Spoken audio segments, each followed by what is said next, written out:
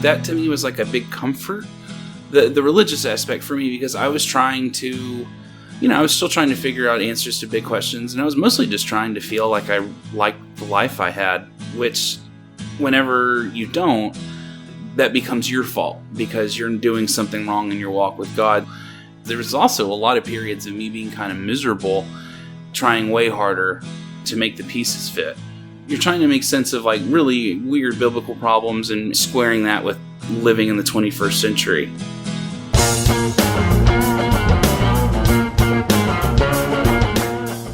This is the Everyone's Agnostic Podcast with Cass Midgley and Marie Delafont. We interview people you don't know about a subject no one wants to talk about. We hope to encourage people in the process of deconstructing their faith and help curb the loneliness that accompanies it. We think the world is a better place when more people live by sight, not by faith. Please subscribe to our podcast and leave a review wherever you listen to podcasts. Also, you can support us monetarily in 2 easy ways. You can pledge $1 million or more through Patreon. That's patreon.com/EA podcast, or leave a lump sum donation through PayPal at our website, everyone'sagnostic.com. The smallest contribution is greatly appreciated.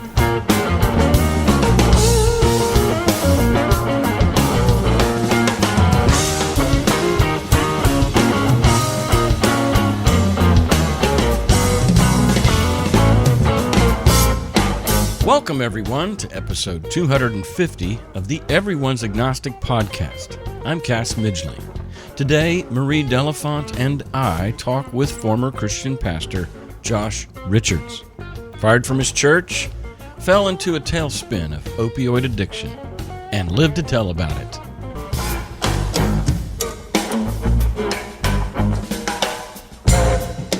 Josh is an ex-pastor who now serves as a humanist chaplain.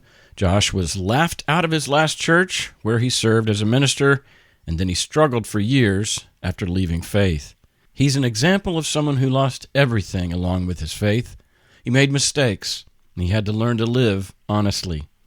He's so thankful to come through all of that, and you'll hear his enthusiasm in this talk. It's as if he's been born again. Josh runs a web show called JRRTalking and speaks in public as often as he can. I don't know that I had a zeal for the truth when I was a boy, but I think I was attracted to love and kindness and being good.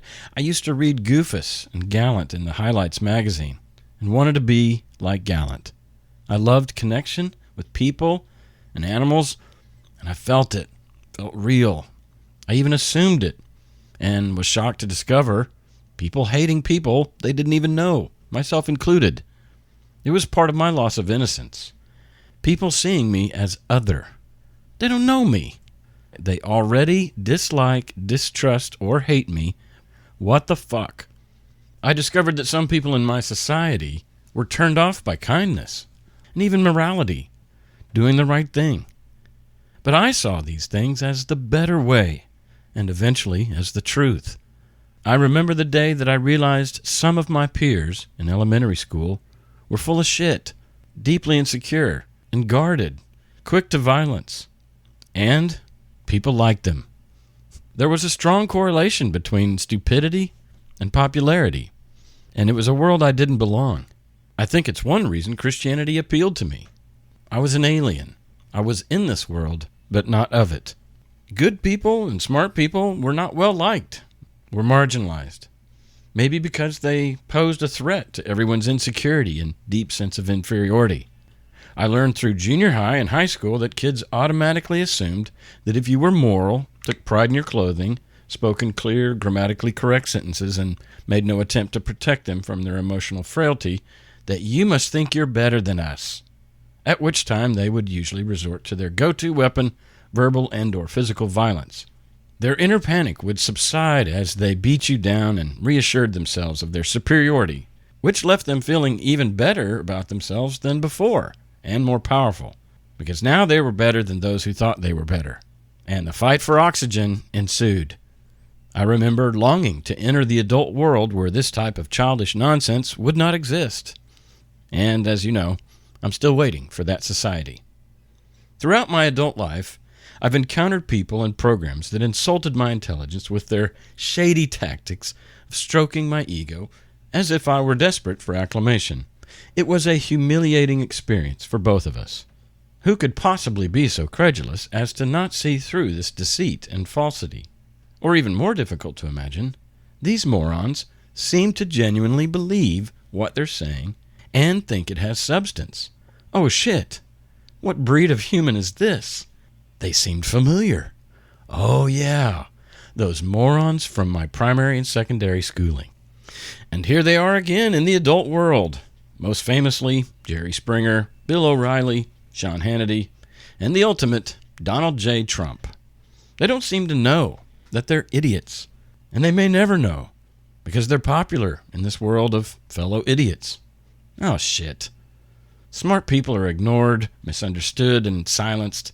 Idiots are heralded, given TV shows, microphones, and the presidency. Fuck. What world is this? It's the world where Christianity thrives. It's the insecure, inferior-feeling population in which the upside-down gospel of Jesus Christ resonates. The weak are strong, the wise are stupid, and the stupid are chosen. They can't wait to look down on us and wave as they ascend in the rapture to the homogeneous society in the sky. Our guest today, Josh, naively tried to do the right thing, follow the truth, love the good news, and proclaim it from a pulpit. Silly Josh, you didn't know what world you were in, did you? You don't belong here, Josh, if you celebrate the evolution of ideas, improving on theories, and progress of all things. As former Christians, Josh, Marie, and I were attracted to the answers the Scriptures seemed to provide. We felt the warmth of belonging to a community, a team, and the winning team at that, on the right side of the truth. Imagine how shocking and frightening it was to learn that we, and most of the Christians in our lives, were, in fact, deceived. We'd been bamboozled, or as last week's guest Tom Larson put it, hornswoggled. Not by any one person, of course, or even a group of people, but by our own insecurity, our own fear of growing up, our fear that this life might just be as godless and meaningless as it seems. So, let's all get busy figuring out who we are and how to live and coexist in this newfound reality. Let's go. Nope. Hold your horses. Not going to happen. We live in a world where a lot of people can't handle the truth, aren't ready to do the right thing, distrust kindness, resent science, research, intelligence, and facts, and are mainly just fighting to keep their ego's nostrils above water for fear that they may be equal to and connected with others. People of other races, other religions, other genders, other sexual orientations, and other IQs. And their main weaponized rhetoric is to accuse others of their own misbehavior. No, I'm not better than you, nor do I think I am. It just looks that way.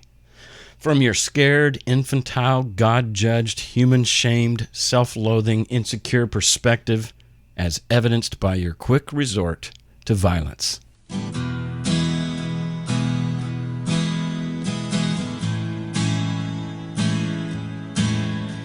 No matter what I experience, whether pleasant or unpleasant, none of it will matter to me when I'm dead. There will be no book of experiences I'll be able to look back upon for years and years to come.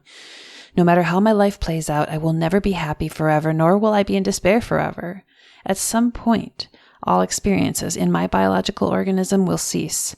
It was this understanding that kept me from ending my life 5 years ago during a mental health crisis. Realizing that there is no God and no greater narrative takes away the heavy meaning that we place upon our lives. Instead, living, life, and the universe is so utterly meaningless and inconsequential so that whatever we are going through, we can know it will end eventually, whether pleasant or not.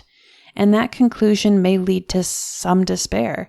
And indeed, it has for me in the past, and it has ongoing. In fact, I feel despair now at this chaos, this meaninglessness. And I think what we miss in this conversation is a dialectical approach. It's not that you either slip into the void considering the meaninglessness of the universe, or it's not that you become Pollyanna and are just so happy to be alive and you see the silver lining everywhere. I think it's both. I think it's utter existential despair and profound pleasure of now, existing in the same person at the same time. When I see Dave Warnock moving through his terminal illness arc, I sometimes make the mistake of thinking he is a Pollyanna. He's really trying to make good of his life, and sometimes it's hard for me to fully relate to that kind of perspective.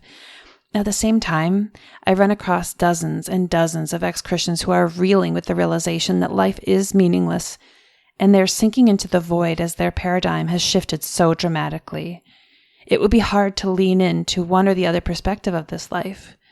It would be hard to constantly find the pleasure and savor every moment of this life, and it would be hard to sit in the pit of meaninglessness for the rest of our lives.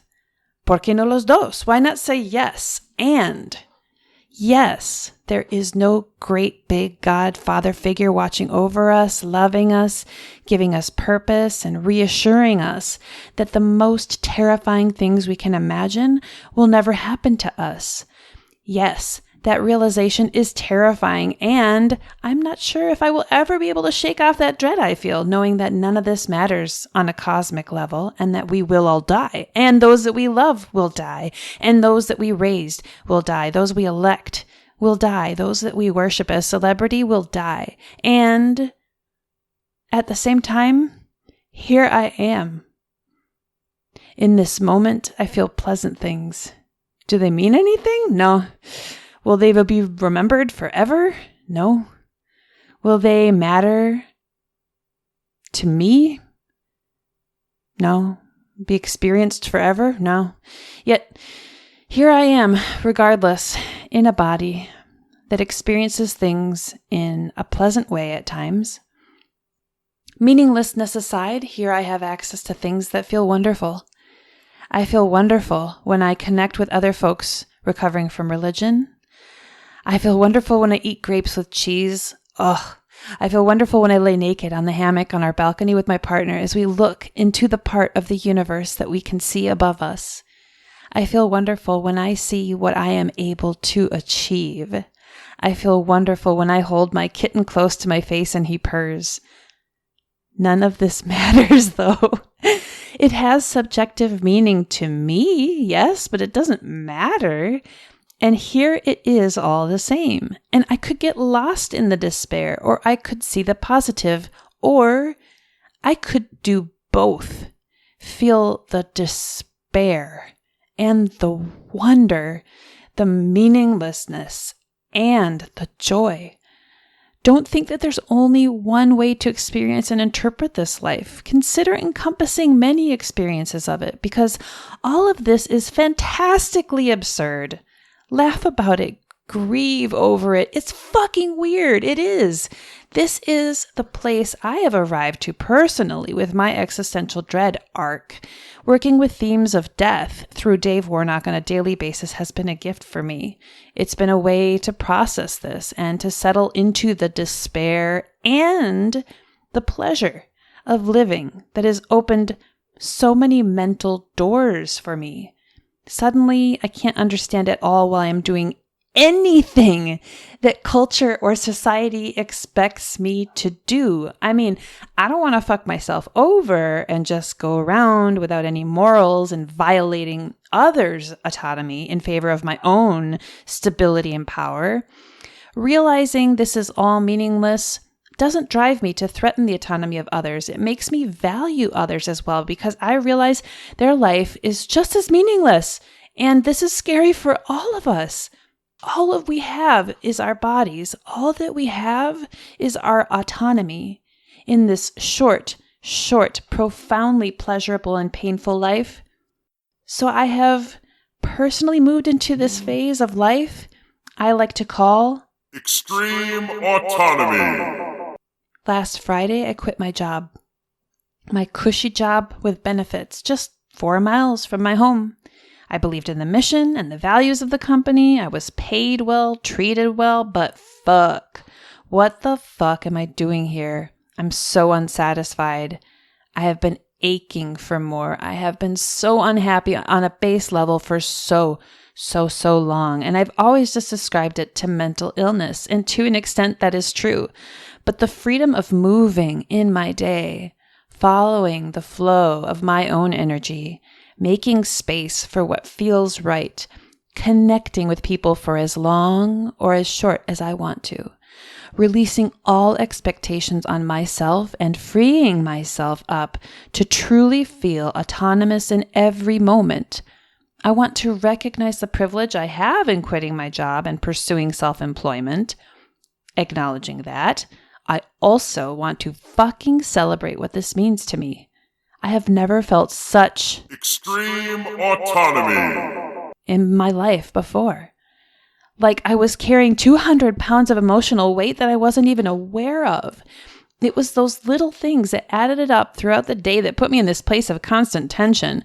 The demand to wake up on time, shower in time, eat in time, get on the road, fight the traffic, sit in the cube, go to the lunch at the designated hour, report my hours, leave on time, grab the groceries. And then those last hours of my day where you have freedom. Yet it somehow doesn't feel very free as you realize you only have an hour or two before you have to rinse and repeat. But gratefully, this all doesn't really matter because I have extreme autonomy. And so I quit.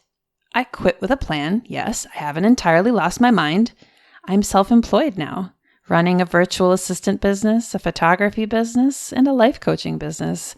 I work when I want to, and honestly, end up working more and harder than I did in my corporate job, and I'm happy about it all.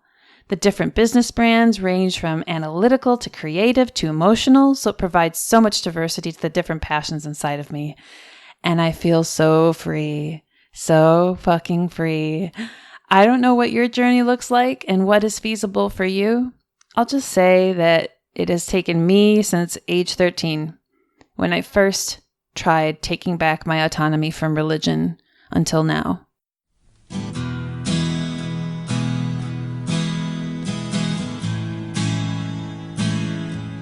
We taped this conversation on June 2nd, 2019.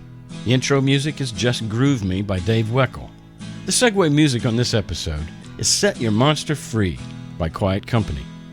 Thank you for listening, and be a yes-sayer to what is. Now for a few announcements. Stay tuned to the Atheist Community of Austin this week. On Thursday, I will be on secular sexuality. And also, super cool, interesting news, Dave Warnock is going to be the speaker at the Bat Cruise in Austin, Texas, this Saturday. It's going to be amazing. Cass and me and Dave are going to be there, as well as a bunch of other crazy atheist folks. So, if you wanted to learn more about this podcast, you can head over to everyonesagnostic.com, where you can learn about Cass and me, and you can look through some podcast merch or find links to other shows that he and I have been guests on. And you can email us at everyonesagnostic@gmail.com.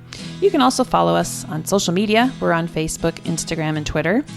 And if you want to get more involved in our online community, you can be asked to be added to our private Facebook group, our virtual support group, and or our sexuality discussion group.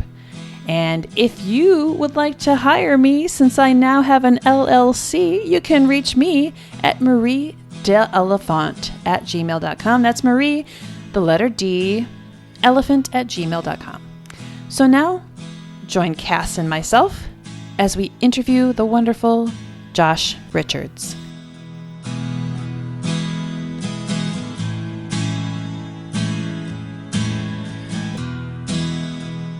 So you want to go by Joshua or Josh? Call me Josh. Josh. And my wife is here with me. I don't think she'll ever jump in on this. She's not even listening in, but my long-suffering wife is here. Aww. Yeah, she's great. So have you given her permission to speak? I'm glad she didn't hear you say that. I might have gotten hit. Yeah, she has permission to speak. She's actually the brighter person. I didn't want her to come on your podcast because I didn't want her to blow everyone's goddamn mind. Oh. Well, we like our minds blown. We do. Get off and get her on. We'll see. I mean, her thing is she's got just a real Socratic method of making me feel foolish. She's like, oh, that's anyway. I don't. Next time, I want to give some anticipation. No, but she's here.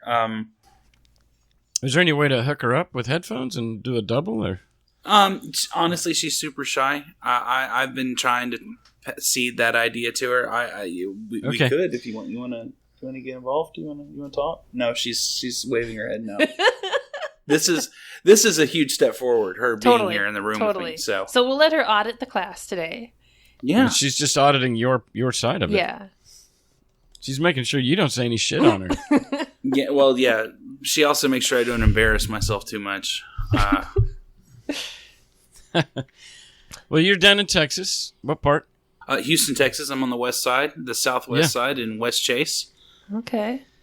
Where born and raised there, or where's your background? I grew up in the Houston area, so I've spent most of my life here, except for a few trips and internships in other places. How old are you? I'm 30, 31. I'll be 32 later this month. Oh. Any children? Not yet. Okay. And I just How long you been married? I just got married in March 30th. Oh, wow. This year. Congrats. Thank you. Newlyweds. Yeah.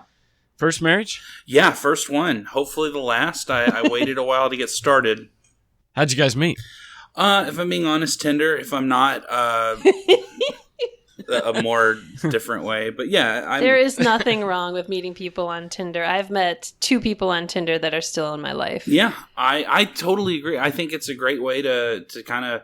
Dating is very awkward. Nobody courts anymore. Not that they should or that's for everybody, but it's super awkward. I think apps like that make it super easy to be like, hey... You've expressed enough interest that you could settle for me, and obviously I feel the same, so maybe you should meet me up for some coffee. Let's settle together. Yeah. Well, I'm going to go with you were at a Houston Astros game, and a foul ball was about to hit her in the head, and you reached out and grabbed it with your bare hand and saved her life, and she turned around, and it was love at first sight. That's your story? That's my story. That's what we're going to go with. We're going to delete out all that Tinder stuff, because we're going to make it real here. Keeping it 100 on everyone's agnostic podcast.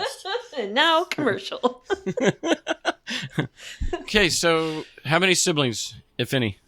I've got an older sister who's about 11 years older than me. I've got a half brother who is about 16 years older than me. Okay. Your parents still together? Yes, alive? My parents are very alive. They're very old, and they're very much together. I was the blessing, which is a good Christian word for accident, or caboose. Yeah, fuck that. Well, if they would have done that method, they might not have had the kid. What method is that? Nothing. I'm not explaining that joke. Oh my goodness. That was very vulgar. I get it. Okay. Yeah. Yeah. That kind that doesn't produce babies. The caboose, Cass. Well, caboose in my dad's terms was that he was 10 years younger than all his siblings, so he was the caboose. That's what I meant. Yeah, I get it. That's much less vulgar than the joke. He got it. He just likes asshole jokes. He was not conceived in the rectum. If that's a thing, right? I like this show already. This is going really well. I mean, we could take a hard left if you want to. If you want, you have one. Yeah, I don't know. Anyway, I don't feel like chasing. I don't want to get that vulgar just yet. But no, there is like the jokes of. You can't do that to Maria and I. You can't lay that out and then back up. You mean you've never sat down in like elementary and somebody's like, "Yeah, dude, that's Brian. He's a butt baby." Like, no, I've never heard that. Oh man, butt baby. If somebody was like really dumb, you're like, "Yeah, that's why you shouldn't do that, because if you do, they're gonna come out all dumb like Brian over there." Yeah, and because America sucks at sex education, there were some suckers that believed it. Probably. Probably. God. Yeah. Yeah. That's something I know a few people who are very, very, very passionate. Like, well, I know a doctor through Houston Oasis who he's doing work with the American Atheist right now, and their big thing is just pushing better sex education in the South. And his entire platform is just, do you want fewer abortions? Do you want fewer instances of people getting sexually transmitted diseases, especially those who are younger? So true. And still, they get a lot of resistance from that. Yep. I can't get inside the head of Christians anymore. I was reading something this morning, and it's word for word what I used to believe, and now it feels like outer space. I do not know where that. I mean, I'm reading another person's words, and they used to be mine. That's pretty freaky. Do you ever get freaked out? I don't know. I'm sometimes freaked out by what I used to believe, how I got sucked in, and then how I got stuck in it, because this was a post, Marie, on our, Josh, you're on our site too, and it was somebody that I can't name because she's anonymous, but she was talking about a letter to her mom, and her mom wrote back and said, I don't care if the New Testament was written in 3000 BC or 3 BC or what. She just didn't care. She was literally saying, I don't care because I know it was sent to save the world, and I'm a recipient of that salvation, and I don't care. I'm not an intellectual. Faith is harder than skepticism, I think was one of her phrases. I don't know. I just was like, oh my God. And that used to be me. I don't know. Yeah, me for sure. I mean, shit, man, I was a pastor for years. I grew up living, breathing this stuff. One of the things that from where I'm at now is I constantly have that moment of kind of being embarrassed, especially if you have like things you've written and spoke. And maybe not just embarrassed is a strong word, but also to look back and think, man, I don't even recognize that person. Exactly. Like I know if you could talk to Josh Richards at the very beginning, say like half my life ago, I'm 15, 16, passionate in school, like I was one of the most annoying little Christian kids. And I was very sincere, though. I was always very sincere. And that was one of the things, that was one of the few reasons I had friends, because people respond to sincerity very well. But me and that person would not recognize me now. And not just because I cut my hair short and gave up on trying to grow a beard, but very, very different beliefs. And I'm kind of at a point now where I try my best, now that I'm out of that, to not respond too viscerally, to not be angry, to not regret, because those are just awful things to hold on to anyway. Sure. Yeah. And try not to keep dredging that shit up. But you can't. Sometimes, and I'm kind of at a point where most of the time I do well now. I don't get as embarrassed, or when people are like, you were a minister, like I don't always throw that out there as soon now, especially at atheist circles. Like I'll meet people and then I might try and wait a time or two before I was like, I was a pastor for a while, and me and Jesus agreed to see other people, and he's still doing good. We keep up on the phone. He's got a new boyfriend. They're doing great. We have a dog, so. I was just thinking, because the other night, of course I'm going to talk about pot, but the other night I was getting high, and it's on a particular strain that can really fuck with your head and your reality. And I found that I was able to go back into memories that I hadn't seen or felt for I don't know how long. And one of those memories was walking through my church, a church I haven't been into in 15 years. And it wasn't that I was walking through it today. I was walking through it 20 years ago. And I'm bringing this up because this is just reminding me of what you guys are talking about not being able to relate to who you were at that time and how you were thinking what you were thinking. And while I was high and looking back at this thing, I don't know how to describe it other than to say I was in that mindset. I could feel the way I felt in my head when I was feeling a belief in God. And then as I was walking through my world and making those choices, it was a really trippy trip. And I don't know, I still don't know what I think about it entirely, but I don't know if it was a pleasant experience or a triggering experience, but it's really just the such a difference in our minds from back then to now. It's so hard to relate to. I think a big part of that is you end up taking a more active role in I try not to use big fancy philosophy words, but sometimes I can't help it. You've taken a real active role in your epistemological life, thinking about these heavy questions. How can I know that? And I think that one of the comforts of religion, all religion, and Christianity especially, has this down really, really well. is offering comfort and giving you kind of these prescribed answers and responses. How do you feel about this? Well, I'll tell you how you feel about this. And especially for a young mind, I'm a very curious person. I'm also a very anxious person. That brings so much comfort. Oh, well, God's got it all figured out. And I think that's one of the big conceptual shifts is when you take that away, it has a real destabilizing effect. Sure and I think that's why so many people kind of look back. You have that looking over your shoulder. I work with people, not a lot. People aren't beating my door down, but occasionally people will seek me out who are going through it, or maybe they're leaving religion, or they got a real bad hang up. And that's what I see over and over again.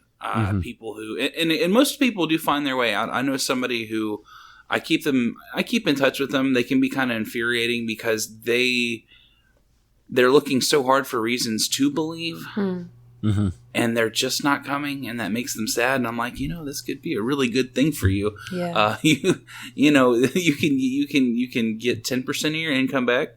You can stop worrying about Sunday mornings back. Yeah, and it's really, and I don't want to say it's because I want to be careful. It's like I feel like you reach this the way people say, "Oh, I'm growing in Christ." I don't, maybe not atheism, but I definitely grow in trying to be better. I mean, I'm still an asshole and everything, but I try not to look down my nose so much at people like that because life's really hard. That's why people turn to people.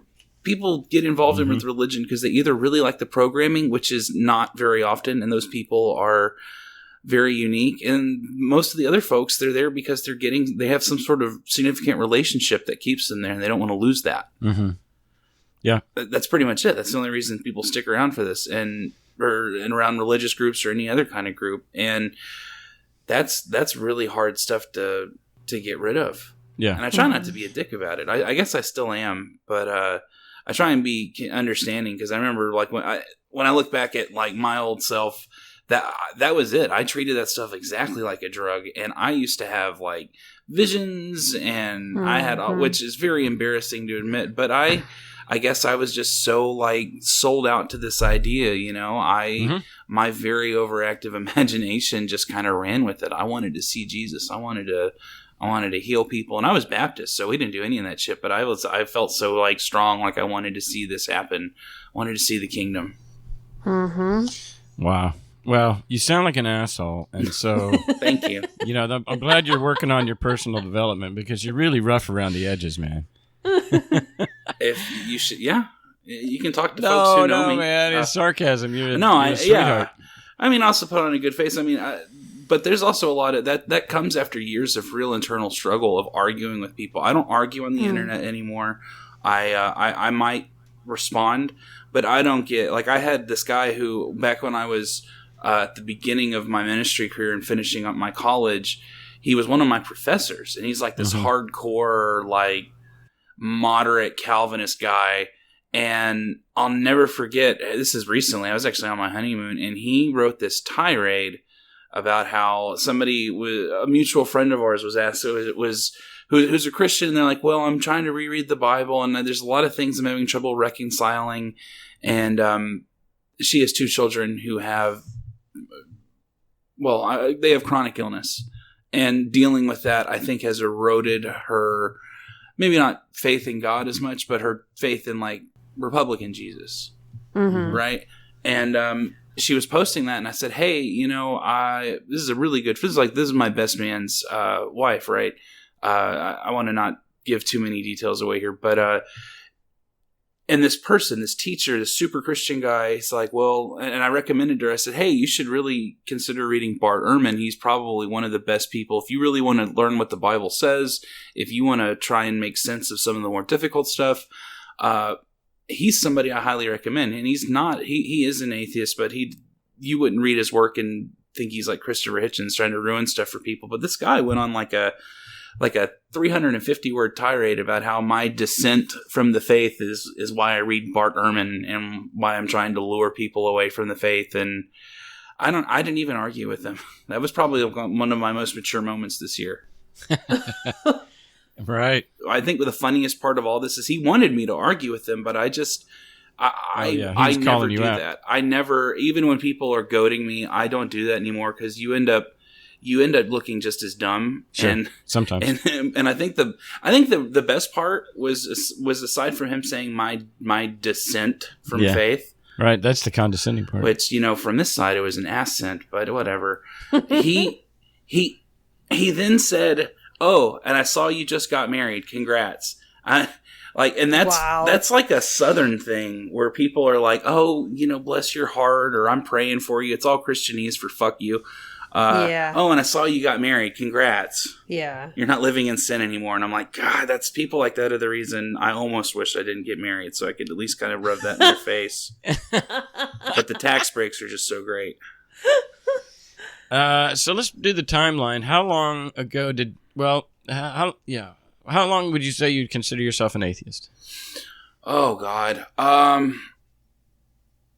think right before I turned 26. And you're now 32. And I'm now 32. And I went back to church for a while, and we can definitely talk about that there, because the timeline's a little embarrassing, but I have no problem being open and talking about all that. Yeah. At 26, I got fired. I had left the faith before my 26th birthday by a couple months, and there were already issues leading up to that. And then I had tried to go back to church for a while. Trying to just ignore a lot of the thought stuff and get my life together. Okay, let's go back though. When did you get out of college? I graduated when I was like 24 with my master's. Okay, and you went straight into ministry? Yeah, I started off in ministry before even school or anything. At 17, I went on an internship to Canada and spent a summer there. What kind of internship? Have you ever heard of Experiencing God by Mel Blackaby or Richard Blackaby? Yes. No, I haven't. Yeah. So, like, the Baptists fucking love this guy. Right. I went to his church. Mel Blackaby, the son of Richard Blackaby. There we go. I got the patriarchal line going. I went to Mel's church, and I wanted to serve, and I had begun Christian ministry there. I was a missionary. I came home. This was immediately after my senior year in high school. I had been involved in youth group. I led Youth for Christ at the high school.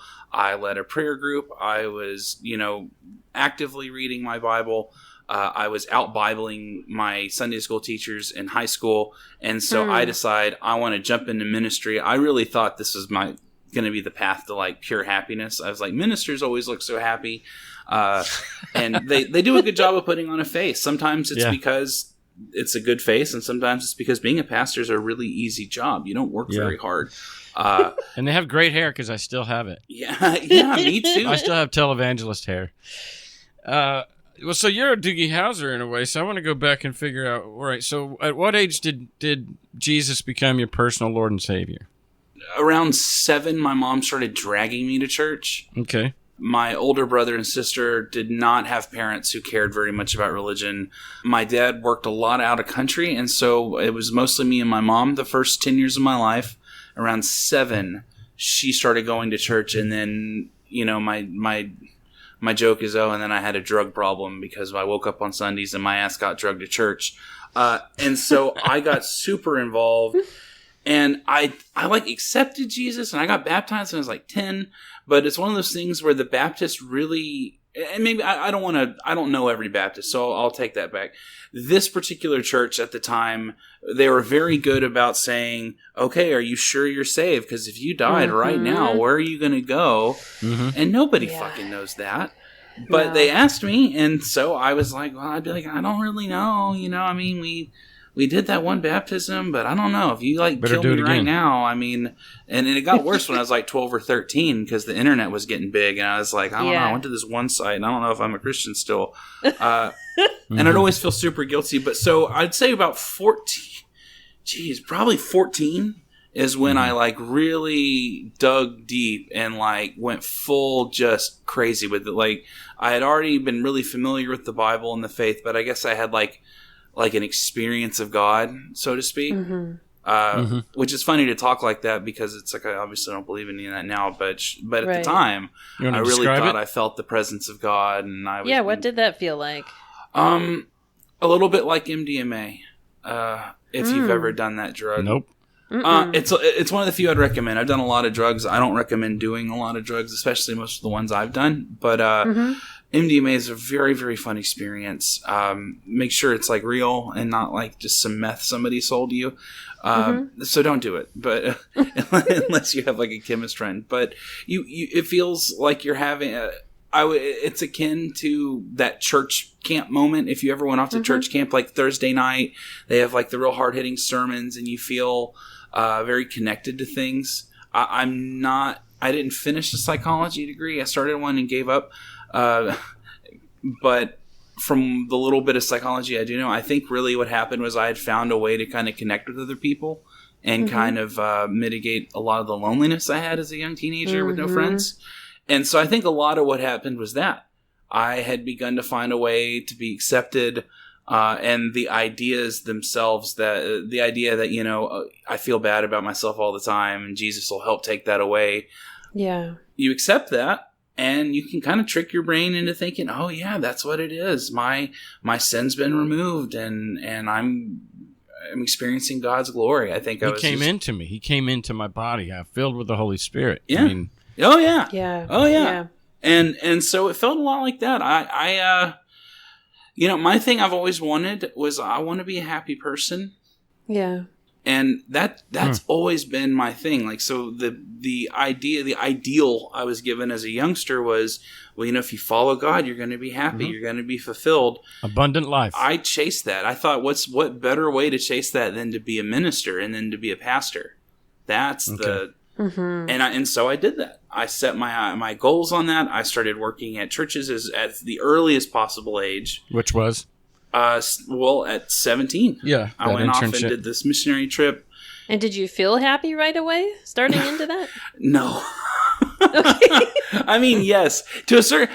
Okay, so I think one small story will kind of give you an idea for really the whole big picture. I had gone up to Canada, and I would get in trouble because the Jesus I liked was the Jesus who didn't care what anybody thought. I didn't like that Jesus hit people in the temple for changing money, but I loved the idea of like, all right, I'm pissed off, I'm doing something now. And so this is a super short story. I was in Canada, and there was a story about one of the deacons that his daughter was one of these people you don't want to talk to, the persona non grata, like she's bad. And the story was that she did drugs and that she was sleeping with boys.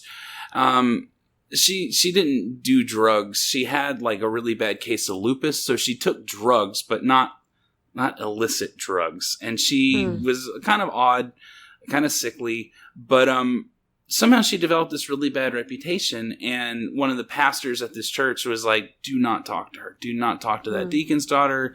And of course, I went and talked to the deacon's daughter, and we were at a church camp, and I remember she was really sad and really sobbing, and I went and I talked to her, and I was like, "What's the deal?" And she's like, "You know, people say a lot of horrible things about me." And this is somebody who's my age at the time, and we're just talking, and I really wanted to get to know her, and I was like, you know, this is what Jesus would do. He would go talk to the downtrodden. He would go talk to somebody who has been stepped on. And I kind of know that. I certainly think, you know, I was kind of a lonely guy. And so the Jesus I believed in said, go talk to her. And, you know, don't worry about the people who work at the church saying don't do that. Yeah. And then my ass got chewed out, and I almost got sent home for that. I almost got sent home for a lot of things. I was pretty good at talking. And so what would happen was I would connect with people, usually folks like that. And those are the best people to connect with, because anybody who, if somebody likes you and you're sincere with them, that's typically in a church setting going to be the kind of person who keeps you from getting sent home. That's the kind of person who's going to speak up and be like, no, this is somebody who we really want them here. And that was the kind of shit that has always plagued my church career, was thinking, no, I'm not going to do what you tell me to do because this is what God really wants. All of that thinking for yourself. And I still stand by it. I'm actually proud of that. Just a lot of things like that. Yeah. A gay pastor who got fired. I got pissed off right before I got fired. And I was like, you just lost one of your best ministers because she likes girls. And that's it. I don't even know if she had a girlfriend at the time. She just came out. She just had came out. And I was like, you just lost a really good minister. I was already in the Methodist tradition at this point. But Yeah. Man, a lot happens in between 17 and 24 and 26. I mean, so you get out of college, and I know that you were in ministry all throughout college, but what was your first role as a paid minister and where? Oh, that started at 19. I was a youth pastor for a Methodist church in Pasadena, Texas. At 19? That was a poor choice. For high schoolers or junior hires? I found a little church that didn't have very many of either, so they put them all in the same group. At 19? Oh, yeah. For me, yeah, I was 19. Oh, my God. That doesn't seem like a good idea. Looking back, it wasn't. But my thing was I had not many Baptists read their Bibles. And so I was really passionate. And I was like, I'm going to go and I'm going to serve kids and the Lord. And I want to, you can't be a pastor. Like I wasn't joking earlier when I said, if you can out Bible somebody at the Baptist church, like that's one way to get respect. I had like goofy long hair when I was a teenager. That was kind of like a security blanket thing. And I wasn't a bad kid. People would also say about me, oh, that guy looks like he does drugs. I played a lot of guitar. I never did drugs. I never drank. I didn't do any of the stuff you're not supposed to do all throughout high school. None of it. And I still had people who were like, oh man, Josh is a bad kid and all that. And so I kind of it was a real point of pride for me if I could out Bible somebody. And if I could show that I knew more about this stuff than they did, because they kind of have to shut up. Yeah, prove that their stereotype of you is bullshit and that you're actually like a really good Christian. Yeah, and I used to like really get off on that, and that's some serious vanity there, but I did. And so anyway, I'm kind of lost on the point now, but I used to really love that. That was one way to kind of get some sort of genuine respect, or to kind of show people you aren't what they think you are. Okay, so from 19, I guess just give me your career path, and then all the way to the 26 when you were fired and why you were fired. Okay, I was at that church for about 3 years. 22. Had a horrible experience. The head pastor there was just awful. Terrible guy. And so that went all the way until I was about 20. So I was 22. About 23 when I left. And then I went to another church for 2 years. And then in about 2013, early on, I had gotten fired. Mm-hmm. Yeah, I want to say, it might have been near the end of 2012, actually. So were you the senior pastor or associate? I was never, ever a senior pastor. Not once. I want to be very careful. That's good. But I had worked up to like an associate role. Mm-hmm. Mm-hmm. And that was about as far as I got. And I still would work with youth, because if you're under 40, you're one of the young people at most churches. Yeah. And so I still would do things like, and I always kind of liked working with youth, not because I'm a creep or anything, but because kids, they haven't quite learned how to lie as well as adults about like pretending they like certain things, or they'll be a little more blunt with you. And you're so unpretentious already that I can see where you relate to them. And you're 32, but your voice is youthful. I mean, you have a youthful thing. So I don't know. I could just see where unpretentious children, you'd connect with them. And people love that. And I mean, that's kind of a weird way to phrase that, but I think people really respond. I love that. People really respond to the Christians use the word authentic. Yeah, I like the word sincere. People respond to that, and that's we're talking the church I worked at. We had kids who and this wasn't all of them, but there was a couple of kids who their parents would just take off and leave for weeks on end. Like maybe they leave some money for them, maybe they hope grandma comes through. Parents who drug issues, all sorts of stuff, and they just kind of take off. Like, what do you tell a kid who doesn't know when their dad's coming back, and they're 15 driving this piece of shit car to school, and they don't have a license, and they're kind of taking care of themselves? What do you tell that kid? Jesus has a plan for you and everything's going to be okay. Like, it's the same line, but you have to, the only way they're going to keep coming back is if they feel like you actually care about them. Mm-hmm. Yeah. And that was the thing I always hated in church, how a lot of people will pretend to care about you and then they won't. And that's kind of how I stumbled on to the fact that, if you reach out, it means a lot to people. And that's a big part of kind of where I'm at now, and a lot of the work I'm doing now is there are certain things that religion co-ops that are part of just the human experience. Right. Yeah. Everything. They don't have anything real. There's nothing real about it. I mean, Nope. the only thing real is what we're all experiencing, and they co-opt everything they have is co-opted. Yeah. It's all humanity. It's humanity. They've borrowed some narratives from paganism and stuff, but it's still just like.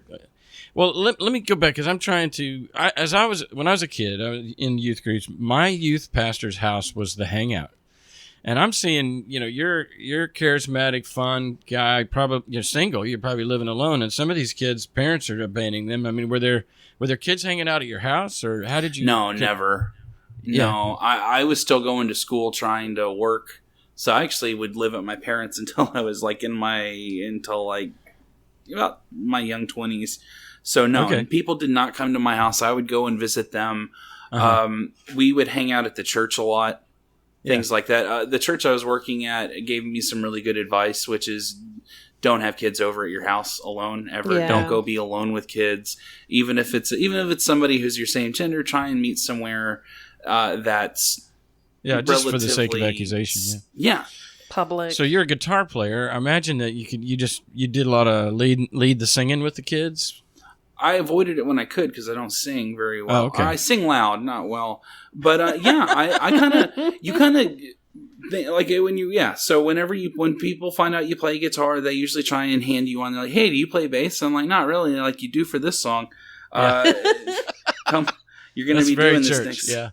Okay. That was the thing about Christianity. They would, or maybe religion in general, but they're like, "Hey, do you know how to do this thing?" And you're like, "No." And you're like, "Well, now you're going to do it." Mm-hmm. Like, I was the director of a fucking, the marketing department for a YWAM base in Mexico at age, 19 or 20. Yeah. It's absurd. Yeah. Yeah, YWAM. I haven't heard about those people in so long. I think my friend went to a 6-month YWAM. Yeah, thing. a DTS. Yeah. Oh my god. Discipleship training school. Yeah, the words are triggering in and of themselves. I never went. He's told me some stories. Yeah. I can't imagine that. I was hardcore in my own way. But it doesn't sound like you were very sincere about your faith, but I hear threads of you just being a badass rebel. It sounded like you believed in Christianity, but you believed in a God that really truly did love people without exception, Yeah, and in my better moments, I like to think that that's exactly how that was. You put it that way, it sounds kind of awesome. It does. But for me, I think the other thing, and I cringe to think about this, but the big thing was that to me was a big comfort, the religious aspect for me, because I was trying to, I was still trying to figure out answers to big questions, and I was mostly just trying to feel like I liked the life I had, which whenever you don't, that becomes your fault because you're doing something wrong in your walk with God. So I think that's another thing that's also going on, is there was also a lot of periods of me being kind of miserable and trying way harder to make the pieces fit. So yeah, there's a lot of things, I wasn't hardcore in some going off and saying crazy shit, but at the same time, you're trying to make sense of really weird biblical problems and squaring that with living in the 21st century. Mm-hmm. So yeah, I maybe wasn't quite as wacky in some of the things I really believed, but the experience of trying to reconcile different parts of your life, that was still very hard, and I wasn't always terribly happy with the direction my life was going in. And is that what ended up leading you to leave the faith? The getting tired of having to apologize and explain different doctrine? Or how did you end up transitioning out of it? So what had happened was, long before I left, I kind of liberalized. I did my theological training on top of while doing college. So I would kind of did that piecemeal. But I was 19, I did the youth ministry bits, and as I had already started at 19, I went from Baptist to Methodist, and that's a little bit more of a liberal theological shift. And what had happened was this entire time, my faith kind of had a death by 1,000 cuts. You read I'm very, very biblically literate. If you read the the Exodus story, you find out that it's not the Red Sea, it's the Sea of Reeds. And so it's not this big, huge sea, it's a little small thing. And then you find out, well, it wasn't really a miracle. It's just the tide kind of came in and the Israelites were able to escape, and the tide went out and then the tide came back in when Pharaoh was chasing them down, or all of these little miraculous things start to have explanations, both in the Old and New Testament. And you end up kind of needing that if you're going to be a thinking person, because the Bible says Jesus died on a Thursday in the afternoon, but it also says he died on a Friday in the morning. The Gospels kind of contradict each other there, and hundreds of other places. And so dealing with that, you kind of have to take a more liberal approach, because otherwise you're stuck with logical contradictions. And so those had begun to wear on me. And also being tired of a lot of that, and then kind of starting to see problems in the church, like how gay people are treated, or how the topic of evolution is approached. And you'll find a lot of people who will say, oh, I don't have a problem with that. But if you talk to somebody in leadership, or if you ever start to advance, like in a serious discussion, hey, you know, this Darwin stuff it's very convincing. So that's kind of where I was at the very end before I was fired. I had begun to speak up about how gay people have a place in the church. And also I had begun to seriously read Darwin. Like at some point at the age of 23 or so, I had begun to really work through a lot of this. And like I had read all of Ehrman, I had read a lot of just a ton of other stuff. And then I started reading Darwin. And so there was kind of this all at once thing of me starting to kind of open my mouth a little more. Like I honestly, as far as leaving faith, that came last. Getting fired came before that. And I still might be hanging around the church if I never was fired, because it's a very easy job. And at times it can be it can be great for your ego, having people always saying, oh, that's really nice, and we need you here because somebody has to believe this shit. And well, I was reading your bio, and you said something about being laughed out of church. What were the circumstances? Okay, so I had, before leaving, I had begun to, when I had the chance to speak, there were kind of, so I never said anything out loud to the church about when a minister had been fired who was a lesbian. I never said anything except in front of a couple people in leadership. But what I got laughed out of church for was I had given one sermon about where the concept of hell comes from. And were you reading Rob Bell or anything? Or? Yeah. I mean, I actually had gone a little further than Rob Bell. I mean, his scholarship is okay. Oh, no. There was a time I used to think he was the smart. Like him and Brian McLaren were just the smartest people ever. Yep. And I would love to talk with them. They're very nice. And they're very smart, but they're just not scholars. Yeah, and I've written, and there was a time I had an email exchange with both of those guys, and they were really cool about writing back, so kudos to them. But yeah, I hit a point where I started to do the research myself, and I was like, all this stuff about hell that you're told, and what the Bible actually says, and then first off, there's a pretty big gulf between those two. Right. And so where I had ended up was saying, okay, look, if you're a Christian, you shouldn't really be worried. This hell stuff is not something to be agonizing over. It's not something you should be worried about. And that brought me a lot of comfort because for the longest time, that's the thing the Baptists always kind of pushed on me was, you know, you're going to go to hell. Yeah. And so that fear, I found a way to shut it up. And then I started to have these better answers to Bible problems, which the better answer is to say, look, this book isn't factually accurate. It's it's a meta-narrative, and there's a lot of other things going on. And so all of that tied up with, for the first time in my life, I'm studying evolutionary biology, and not the hard stuff either. Like, just saying it like that sounds daunting, but truthfully, I just read the first edition of Darwin's work, The Origin of Species. And here's the cool thing about living in the 2000s. If you read science from the 17 and 1800s, totally makes sense. Like, these people, like, it's nowhere near as complex as the stuff you're going to learn in the college classroom today.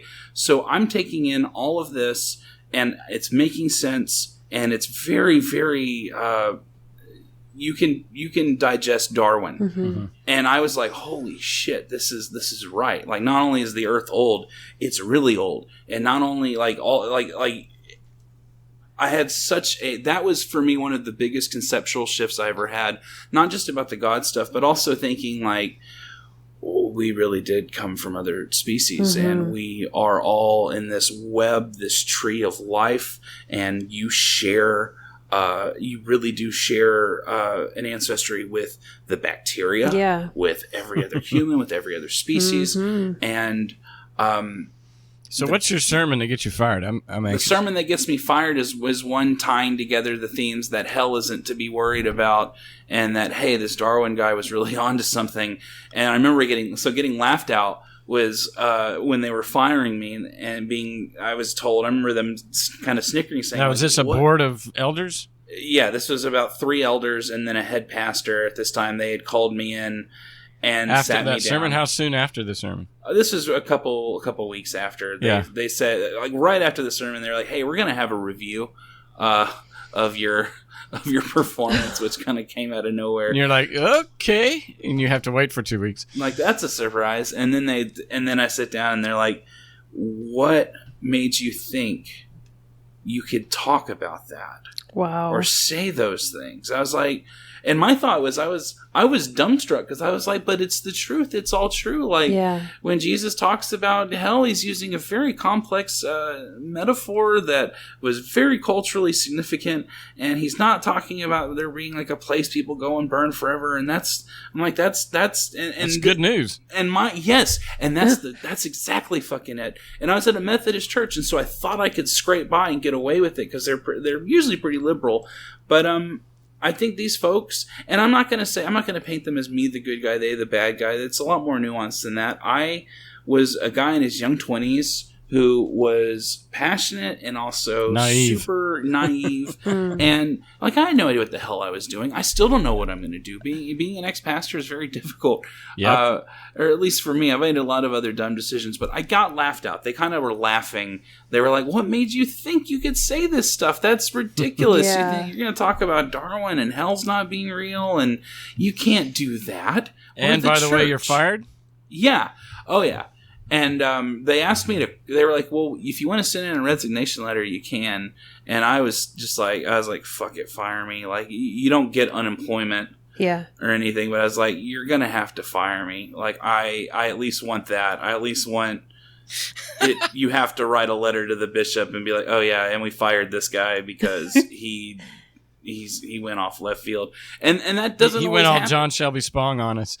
Yeah. And I also think part of it was I bet if I had talked to some of those elders and made them like me a little more, that might have gone over well. But here's the thing, and I don't know whether I should be proud of this or ashamed. I have just always felt in my heart that, my job in life is not to make somebody I don't like think I'm the greatest person. Like, if you don't like, and I try to be likable. Of course I want people to like me, but if I find that somebody is like really insincere, I feel I'm not beholden to them. And it's not my job to make them think, "Oh man, he's really clean cutting with it." I do not fucking care about any of that. Yeah.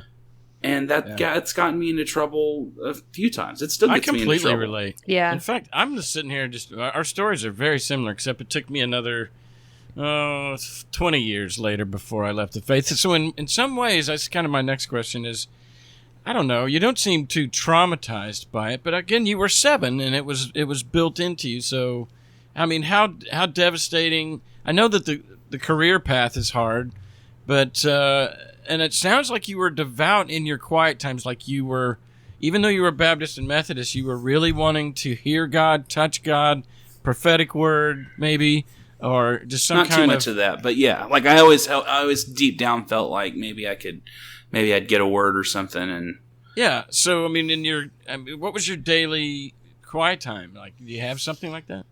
Yeah, I would read, and I was obsessed with this. Like, I would always read books, always listen to podcasts, I still listen to books on tape, and just at an insane rate. And so I wanted to know. My thing is, I used to listen to Bible teachers like Rob Bell and stuff, but also other, like, obviously ones before, and that was still my liberal phase. But I was always trying to find. I was really into apologetics, and I think a big part of that was because my rational mind was definitely asking lots of questions. Were you a William Lane Craig guy? Oh God, never. Okay. I mean, that guy. A mentor of mine has debated him twice, and that guy's brilliant. I was like a Ravi Zacharias kind of like when I was younger. And now, did you see Ravi's latest fall or whatever? Like he was exposed as lying about something. Do you know anything about that? No, I had heard that he had an inappropriate like texting relationship with some woman. But I haven't really followed much more on that. That was the last I heard. There was something having to do with his credentials, like he wasn't who he said he was, or something. But I didn't follow. He said he studied with John Polkinghorne, who's a theoretical physicist and a Episcopal pastor, I think. And he said he studied with him, and really he like audited a class. Oh, okay, or something like that. I've heard of this too, and. Some of these apologists are really, really brilliant, and I think they're really good at saying, okay, well, somebody might say this, and then you can say this back.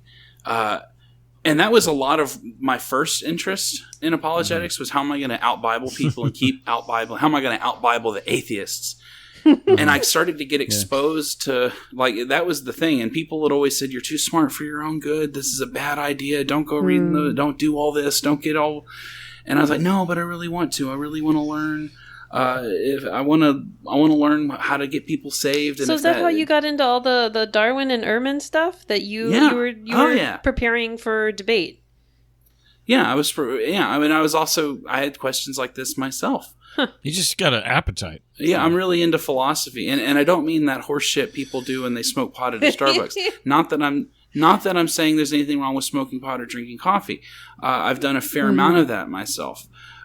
But there's more to it than that. Like, there's like philosophy for all of the nonsense, like the real deal questions about how do we reason well, and how do we become wise. I'm definitely not wise, but there are heuristics. There are really good rules of thumb that can help you at least do better. And if at the very least it doesn't show you the right path, it helps you get rid of really bad paths. Yeah. And so, that was my whole thing. And I, this whole time, thought this was leading up to like a really super fulfilling life. And I'm going to meet people who are just going to love me and it's all going to work out. And for a while it kind of did. I'm kind of for all the bad shit, I'm kind of a positive guy. Like, I'm a little bit of I'm kind of a cynic, but at the same time, I'm not. Yeah. Mm-hmm. So you're 26. You land on your feet, it sounds like. I mean, what city are you in at that point? Houston, my whole life. Well, everything. And were you still living at home? I think I went back for a little while. And then from there, I really struggled. Sure. I had a whole different life planned out. I had somebody I was going to marry. I had a whole life plan. I had friends. I had your whole life. Okay, so you kind of lost everything. Yeah, and on top of that, I was an asshole and I was an idiot. I did a lot of drugs, and like I said, this is this kind of shit I'm really not proud of. This is after you deconverted. Is kind of when you started. Yeah. Oh yeah. And so I had no idea what I was going to do, so I decided I'm going to go back to school. I'm going to take on another. I have a couple of degrees in like philosophy, humanities, English, and I'm like, I'm going to get another degree, and this time I'll be in psychology, and I'll be a counselor. And halfway through it, I never even finished the degree. So we're talking like I'm 26, 27 now, and I start really fucking up. My family decided we're not going to help you. You're on a bad path, and on top of the whole Jesus stuff. And me and the church splitting, I really am not overstating when I said, well, I made a bunch of really bad choices on top of that. I got really involved. I had just a wealth of drugs that I'd kind of accumulated from doctors and stuff, and like a car wreck I was in but never really used the medicine for. And I just got really bad off on drugs for several years. And my whole life kind of fell apart even worse. And so I'd either sleep on people's couches or in the car that I had or wherever. Man. And I developed a really nasty drug problem. And I had a couple of poor interactions with the local constabulary, which is a fancy way to say I've been to jail. And that's the truth. Yeah. And this already gives an insane amount. Was this public talks or what? Yeah, I would sleep it off in my car, and they can sometimes put that off on like a DUI on you. Huh. And so I've kind of racked up a few assorted things like that, and it's really ugly and it's really embarrassing. Well, for a nerd, man, you kind of went wild there, man. Yeah. Oh yeah, and it gives a lot of fodder to people who don't like you to be like, look at this guy. He's got a man, I so relate to that. I mean, like if people want to hate you, they're going to hate you. But when you give them the ammunition, I totally relate. I've done the same thing. Yeah, and it's super embarrassing. And the other or not, I think what you're saying is you've kind of. You just said 5 minutes ago that you've kind of got over caring what people think. Oh, yeah. Well, it's embarrassing to admit to yourself. I mean, like when you start talking about jails and rehabs and stuff, I mean... Okay, I see. Your personal pride. Well, yeah, and also it's really affected, like, you really don't want anything making you look like a drug addict on your record because when you're trying to get a job...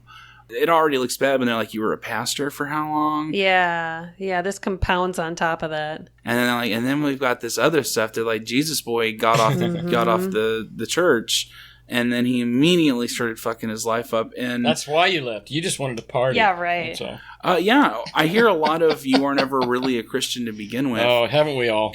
And I get that a lot, but people make mistakes. A lot of folks don't get caught, and some do, and that's why I did. And I open up about that because I hope that other people don't have to be as embarrassed as myself, or there've been a lot of people who after that they still have loved me, they still have been really good to me, and I'm thankful for that. But it's also it really fucking sucks, and it's really hard, and it is a little embarrassing, especially when you're trying to like get a job and you're trying to explain yourself, and that's been probably the hardest thing has been finding steady employment. I've actually mentioned this before on the support part of the page on the Facebook, is that I have not really done anything steady. Like I've worked at the same job for about 2.5 years now, but it's not a career. I work at a warehouse, and I'm happy to have that job over nothing. But finding like a good career, like a good way to kind of support myself and my wife, that. Is the complication that there's stuff on your background check then? Yeah, so it's that, and then it's also the just not having really skills. Like there's certain things that, like I've had jobs where they've actually extended the offer, and then they're like, well, there's another candidate, and we're going to go with them, and it really just came down to that other stuff. Is that ever going to fall off your record? Probably not. Really? So you just fucked for life? I hope not. It certainly feels that way. Yeah. It really does. Were you sometimes. Addicted to anything?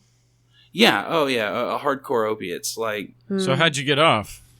I sweated out in jail one last time, and then I still go to I'll go to support groups, and I still go, and I'm not. You're in the program. I've got serious issues. Yeah, I got issues with like AA and NA and all the God stuff, but the God stuff doesn't do anything for me, but the people do. So that's why I keep coming back.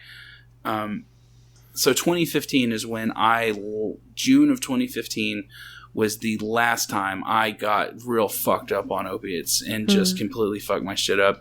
And that'll be coming up in about... It's 4 years.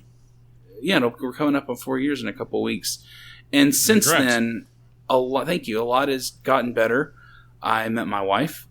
I got married to my wife. I've been able to kind of put my life back together. Me and my family talk again. My parents are pretty close. I'm actually going to go see them here in a little bit. There's Houston Oasis out here, which is cool. It's like a free thought community, and having that has been a lot. They actually put up the money for me to become a humanist chaplain. I am endorsed by the AHA, so if you need someone to do a wedding or funeral, I'm your guy. I never really stopped being a minister in some ways. Like I still love to talk. I love to encourage people. I love to tell stories. I love public speaking, and I love guesting on podcasts. And I've traveled out and spoke at places there. I have 2 different talks that different places occasionally say, hey, come tell us about getting off of drugs and all that. And then there's another one I do about, it's called Jesus Would Have Made a Good Atheist. And so occasionally I get to go speak that, and I fucking love that. Yeah. So do you have a YouTube of like Tolkien, or was that someone else? JRRTalking, yeah. I'm gonna change that name soon, but I have some stuff out there on YouTube, and JRRTalking.com. That's one way to find me, or Joshua Richards on Facebook. Does your wife work? Yeah. She makes a lot more than I do. She's my breadwinner. I build websites on the side, which it's great work when you can get it. My wife is a cosmetologist. She makes a lot of money waxing people. Really? She's great at it, too. She's waxed my nose and my ears and my chest, and the only part that hurts is the sternum. That is incredibly surprising. The sternum. I'm not a terribly hairy guy, so... And you would think the nose would hurt because, like, one nose hair is agony, but no, you do the whole thing. She's very good at her job. What does she enjoy about it? Causing other people pain? She's actually asleep here. No, it doesn't. That's the thing. She's really good at it. Most of the time, it doesn't hurt. I think my wife has amazing bedside manners. She's a very gentle, sweet soul, and she's the most requested person at her at the place she works at. Really? Oh yeah. What do you guys do for fun? I'm a fat guy, so I like to eat. I'm working on that now, actually. There's a doctor at Oasis who is trying to help me get that under control. I love Houston culture, so we love art. I'm obviously don't have a ton of disposable income, but live music, I love live music. Mm-hmm. I love a good, like that to me is the other thing. Like church is also, they're super smart about making their services like a rock show. Yeah. But live music, I love. Me and my wife go to movies a lot. I love even bad movies, and so things like that. There's the performance art, which is kind of a strange community. We have a performance art community, and so little things like anything that looks interesting. Like we love to do stuff around town here in Houston. I try to keep up with our families when we can. We're cat people, so every night for about 20 to 30 minutes we spend time with our kitties, brushing their hair and telling, like, they spend a lot more time with us, but we like dedicate a moment of each day for cat worship. That's fucking adorable. Oh my god. And then most of the other time I'm reading, or I am trying to connect with other folks. Like one of my biggest things is it helps me get out of my little head is talking to other people, especially those who are leaving religion. I have been encouraged to monetize it, but I don't think it's right because I don't have any credentials aside from I used to be a pastor. If anybody ever wants to talk, pretty easy to find. Have you thought about being like a life coach or something? I think that's what he's talking about. Yeah. I happen to think some of that, I don't know how the hell you'd get established and who would take me serious. But I have thought about it, and essentially where I'm at now is I think the few things I'm competent to coach, I would do it for free. Yeah. I've been there, done that, man. It's hard. I mean, you can hang a shingle, and there's all kinds of licenses and credentials that you can get, and then to charge people. Oh, what's the naked pastor's name? David Hayward.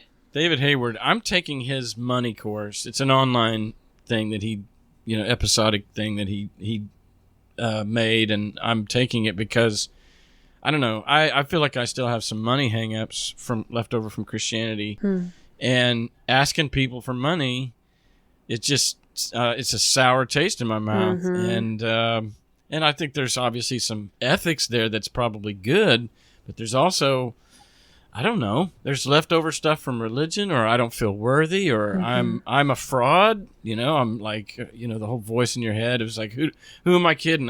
Who can I help or whatever? Self-debasing shit. I don't know. You go through any of that, Josh? Oh yeah, all the time. I mean, I think I've mentioned a lot of all the stuff there, but yeah, there's been serious failures, like needing to going to jail or going to like a free rehab clinic to sweat out whatever drugs I was on. I mean, so some of your crimes that are felony level, right? Yeah, only one. Okay, of them, but yeah. Okay, but enough to where on an application you have to say I'm a felon, or at least whatever it is. Yeah, that's debilitating. And then secondly, what's the longest stint you ever stayed in a jail cell? 4 months, 4.5 months. Oh, wow. You're reading total 6 months. Yeah, and I had people would send me books. Some people would send me religious books, which is awful. I'd still read them, but I read Infinite Jest. I think that's the only way you can really read Infinite Jest. I agree fully. Because it's I've long tried it. And it's so dense. And the footnotes are as long as the book. What was your experience of being in jail like, Josh? Fucking suck. Yeah. Here's what I'll tell you. It's TV or movies don't ever capture it because most of the time you're just so fucking bored and you're so hungry. Like when I was there, you're angry or hungry? What'd you say? Both, but I said hungry. Like okay. I remember the best shape of my life I've ever been in. They had a budget crisis, and so twice a day they'd feed us a bowl of rice and then like some sliced meat, and then you get a sandwich. Yeah. And so I came out just super thin, and ever since then, I haven't been able to eat right ever since 4 months of being pretty much starved. I could see why. That's a bit traumatizing. And then for about 6 hours a day, we would go and mow lawns in the middle of Texas in July in like polyester pants. Oh. But the experience was, the thing is, I don't want to say, oh, poor me, the state did me wrong, but so I won't say that. But I will say this, that most people who are in jail are in jail because they're drug addicts or they have mental illness and they're not violent people. And I think it is so fucked up that you would put somebody in a cage when they're not posing any immediate threat to somebody. And the whole experience it's dehumanizing. It's embarrassing. It puts a record on you that will follow you and people will continue to judge you over it for the rest of your life. Yep. Yeah. And that's a tough thing to deal with, but really that experience it's just so it makes the worst part of people come out. It speaks to the worst part of human nature, and I hate it. And I hate it so much. My wife was really, actually, we were before the last time I went, because I had stayed sober for about 6 months and I was kind of getting my life together, and then I fucked up. I was dating my wife at the time, and so she would actually come and visit me, which was so humiliating. But after a while, I kind of got over it, and ever since I got out in 2015, she's really helped me get my life on track, and she's been great. And it's really, there have been a couple of relationships, like one of my best friends, his name's Josh, him and my wife are pretty much, and a few other folks are solely responsible for me not going back, for me being able to get on my feet enough to actually make a few steps forward and kind of get back on track. And most people don't have that. I've got a real heart. I hope one day, with my being a humanist chaplain, it's very difficult, but I would love to try and put together something, because in jail, people are always pushing religion on you. I could go on about this. So in jail, they kind of let whoever has the patience to take these classes, you can come into jail and you can push whatever kind of Bible stuff you want on people. I'd love to, it doesn't even have to be atheist. I'd love just to put together a different kind of program just to go and visit those people, because it's seriously fucked up, the whole jail experience. Yeah. I took a course once, and I think it was an ethics course, but it was built around restorative justice and how America really lacks restorative justice. It's a fucked up system, for sure. Yeah. Yeah, it really is. They don't help restore anyone. They don't improve the chances that people are going to have a better life. They make it worse. They guarantee it's going to be worse, yeah. It's all punishment, and then you're expected to find you have to immediately find work. You have to do all they get it. I almost use the word miraculous when I think the fact that I've come from all of that. Yeah. And it is like there are so many things. It's so difficult. Yeah. So, Josh, do you have any thoughts philosophically about how much this Western, what we're describing here as the Western mindset of punishment and penal substitution, like how much is shaped by Christianity, do you think? Oh, a lot of that. None of the forgiveness sets in, but all of the us and them. Yeah, here the dead hand of Calvinism is still here. Like I had a drug problem. And that is entirely my fault. I don't get to push it on other people. But let's be honest, like, I had a drug problem, and the state's response was in no way to see that I got any kind of help. It was just to say, you're going to pay some fines, we're going to take a bunch of your money and your time, and then when you get out of this horrible place, you're going to want to go right back to what you were doing, so that way we can get more money off of you. Jesus Christ. Not a single dime is spent at rehabilitating people or helping them get back on their feet or to just get off drugs. And no one cares. None of us who are not in jail give a shit about any of these people because we've already prejudged them as, they're the bad people who are doing the bad things and they're in jail because they did bad. Not, there's no compassion. That's exactly right. Do you know if you were in a private prison or public? I wasn't in a prison. I was in a county jail. County jail. And so, no, I know there's all kinds of more fucked up stuff there. And the only thing that was private there was the sheriff. They have like a commissary, like a canteen. You can order like little foods and stuff if you have money. And the markup is insane. Like a thing of ramen noodles is like 75 cents, and that just kind of shows you how they scale up from like an 11-cent thing in noodles. And somebody was making a ton of money off of that. And that's all I really know. I know that the sheriff gets to kind of pick what happens in the county jails. Well, you haven't mentioned any, when it comes to like guilty pleasures or just recreation, any television or Netflix binging or anything. Tell me that you watch Orange is the New Black so that you can just go back to living in prison again. I don't like to watch. I sometimes, if I'm feeling like really masochistic, I can maybe watch a prison documentary or something. Yeah. No, but my wife spent one night in county jail and she couldn't watch Orange is the New Black. No, I watched a little of it beforehand, but honestly, sometimes when I see that in jail or when I see like jail stuff on TV, most of the time I kind of get through it just fine. But occasionally I'll have moments where I'm like, man, that was like, I seriously, it can be terrifying. Is it because it feels real or is it because we're fetishizing it and we're making money off of these stories and experiences? Well, I think it finds its way into art so much because it happens to so many people, and we just forget about them because they're locked up and put away. Yeah. I also just think that it's something that people are interested in, and it doesn't ruin the art for me. But like that experience was it was kind of traumatic. It was awful. Yeah. Like so much changed. There were a couple of good things that came out of that, but none of that juice was worth the squeeze. Horrible. As far as Netflix, yeah, I do have shows I like to watch. I'm very fond of. I love Neil Gaiman, so I'm loving American Gods and Good Omens. Yeah, on Stars. I love documentaries. I listen to a ton of books on Audible, and I love nonfiction primarily. That's something I binge a lot. And then there's a couple of shows. I'm trying to think of like lately. What has it been? Obviously, Game of Thrones, which. That my wife got me into that. I resisted it for so many years. And then she's like, you have to watch this with me. So you went back and caught up? Yeah. Oh, yeah. And then, I watched recently, and it was all very heartbreaking. At least it didn't end quite as bad as Dexter. So there's that. Yeah.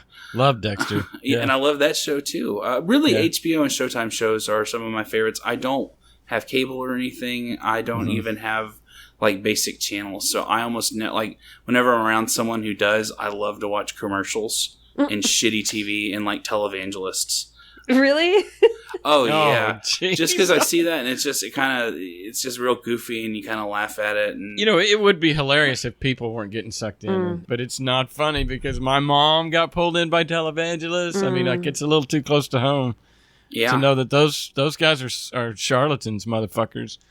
Oh yeah, and Joel Osteen, like one of my guilty pleasures, and I'll tell you this, maybe I'll send you the link. I prank phone call churches and states that it's legal, and sometimes I pretend to be an employee of Joel Osteen. No. St. Patrick's Church, hello. Hi there, I'm trying to reach a pastor or maybe somebody on staff. In regards to what? Oh, hi. My name's Derek. I'm calling from Lakewood Church here in Houston, Texas. Uh-huh. And I'm just following up. I see that I think one of the fathers, there's not a name, but I see that somebody from your church had pledged about $1,200 to Joel's ministry here, and I'm just following up to see if that was something they were still interested in. One of our fathers, so I don't know. if you don't have a name, then it's no one. If you have a name, then I can... Oh, well, it can't be no one. I mean, our jot form is full here. It says St. Patrick's Catholic Church, and so that's kind of what I'm doing, just reaching out to believers in local churches who offered to help out his ministry, and we're just trying to get that all set up. Again, someone had to... We wouldn't have done it as a parish. Someone had to be personally pledged. Yeah, and that's, yeah. And if I don't know who it is, then I can't follow up with anyone. Okay, well, maybe there's a father I could speak to. Maybe there's a priest I can talk to, and we can get this figured out. What priest would I put you through to? I don't know who to put you through to. So whoever's around, I'd be happy to talk to. I'm sorry? Oh, whoever's on call right now, I'd be more than happy to speak with them. Oh, I'm on call, so I'm directing the calls, sir. But I need to know who. Church is big, so if I called you over there and said, give me someone who pledged this thing, and you have 20 or 100 people over there, what would you do? What would you tell me? Well, I would do my best to be of use. Here. Work with me. Okay. I imagine it was maybe just one of the priests who's offering to help. Maybe there's somebody that handles finances or a giving ministry. No, that wouldn't have happened. $1,200 to Joel Austin? Yes. Who's been all over in the news and everywhere? I doubt that very much, to be honest with you. But someone probably out of their own personal money.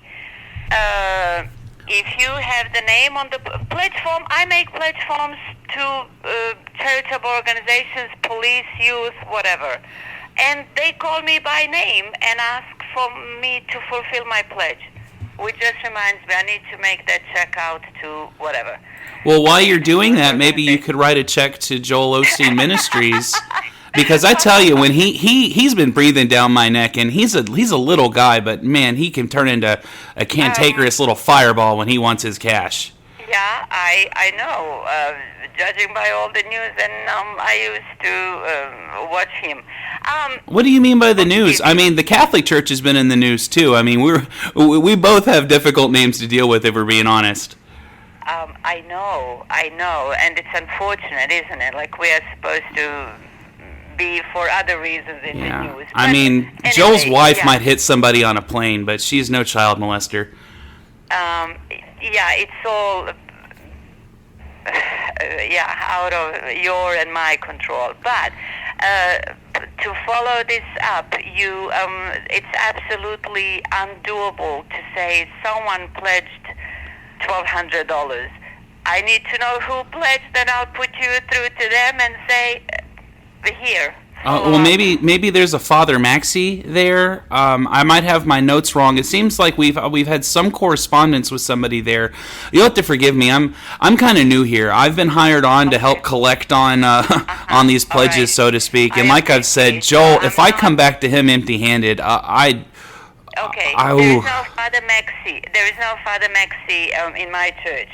So some lines and wires are crossed. So no Father Maxey. This sounds a little bit like those TV mediums who are like, I see color blue. Ooh, give me something with color blue. So no, there's no. You want something for the color blue? What? No, there's no blue here. I'm calling. My name's Derek Scarode. I'm calling from Houston, in Lakewood Church, and I've got the jot form here. If there's an email, I'd love to send it to you because Joel, he is dead serious about this stuff. Look, I don't know. I don't know how much more frank I can be. He is a monster to deal with. The Lord has placed on his heart the desire for a Rolls Royce, and he's just been anointing us with enough oil to make a dang Caesar salad. And he told me this morning, he's like, Derek, you go out there and you make good on these pledges. And so that's just what I'm trying to do. I know that we both come from churches that have, difficult faces in the media, so I don't mind being a little more transparent with you, but I'm just calling. What's your name? My name is Victoria. Oh, Victoria. That's Joel Osteen's wife, so that's probably a sign from God right there. That might be one of the wires that got crossed here. And look, I know that Joel is really counting on this money. And more than that, I know that I am. So it'd really help out if whoever made this pledge. Okay, how about this? Email me that pledge form, and I'll see who it is. I might know the handwriting, or I will find out in my church who pledged $1,200. Thank you. That would be great. That would be great. Okay. And maybe Joel, he's got a big pull at the media here, and if you have any priests over there who maybe they're in some hot water, maybe they've been a little too friendly with the kids, he can help out too. He's been really good at getting some of the ministers here in Houston out of hot water, so he's somebody who's good to have in your ring. I'll just pretend I haven't heard that, because I don't think that the kind of help we are talking about, what it sounds like, I don't think anyone should offer and anyone should accept. Anyway, back to the pledge. If you want me to follow up on it, send me, scan that pledge, send it to me, and I will follow up. Okay, thank you. And we'll be. Do that? That sounds great. Okay. And we'll be praying for you and just lifting y'all up. Do y'all believe in the baptism of the Holy Ghost? Okay, do you want my email address? Oh, of course I do. To send it? Sure. It's information, spelled out word information, at the parish website, .org. All right. All right. Send me that. I'll follow up, and we'll get you that $1,200 one way or another. Oh, thank you so much. All right. Father God, we thank you so much for St. Church and Victoria, for their support to this ministry, and just them partnering with a true servant like Joel Osteen.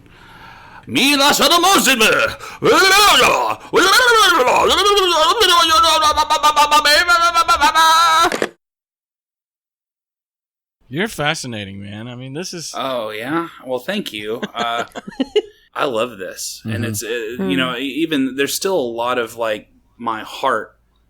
My beliefs are different, but so much of, like, who I really am has kind of always been there all along. I've heard a lot of pastors say the exact same thing. And, in fact, what led us to Jesus led us past Jesus, and we're still the same person. Yes, yeah.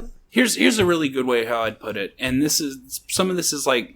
It sounds eerily similar to a Christian song, but whatever. Somebody once told me, after I had really told them, I was like, I am doubting all of this stuff, and I'm really thinking that, humanism's right, and I've been wrong about God all this time, and, I was at the point in that process where I wasn't hurt anymore, I wasn't mad, I was accepting it, and I had begun to see a lot of the beauty in this way of looking at the world.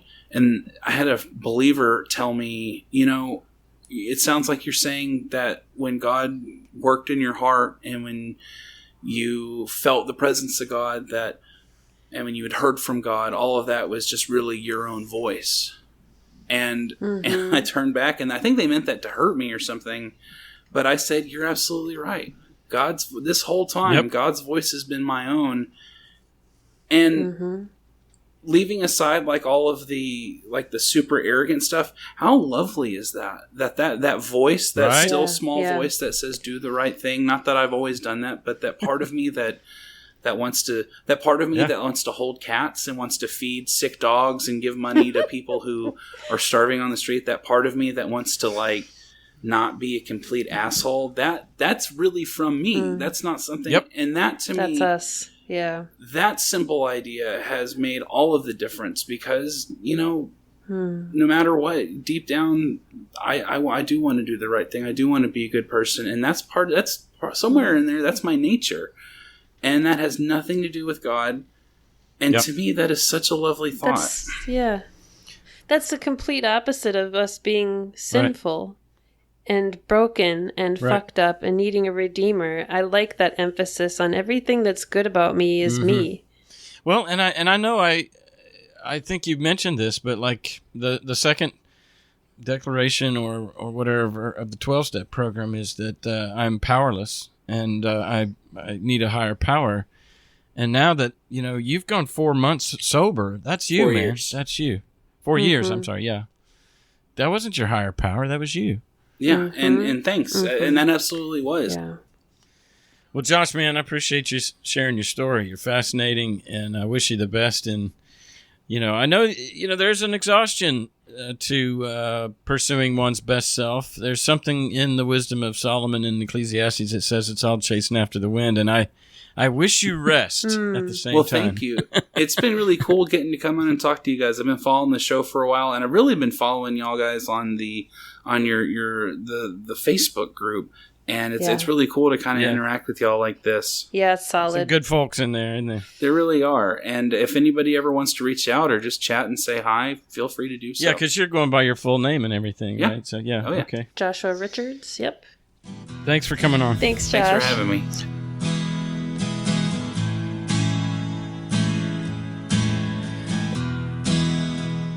Josh Richards. Otherwise known as Joshua. 32 years old, man. He's lived a lot of life in that time, it seems like. I don't know. He sure did. There was a part of me that was like, go on a drug rampage after you lose your entire identity and your entire faith structure. Not to belittle the shit that he went through at all, but part of me wanted to do that. Just set it all on fire. Oh, yeah. I mean, he's talking about all the shame and embarrassment, and the rest of us are going, no wonder. Yeah. No, yeah, and I didn't get a chance to say that, but I was like, that's just basic math. So predictable. Oh, yeah. I was like, I had my own, parallel journey. But, I mean, I didn't go to jail, but that's just because our system's fucked up that we send drug addicts to jail.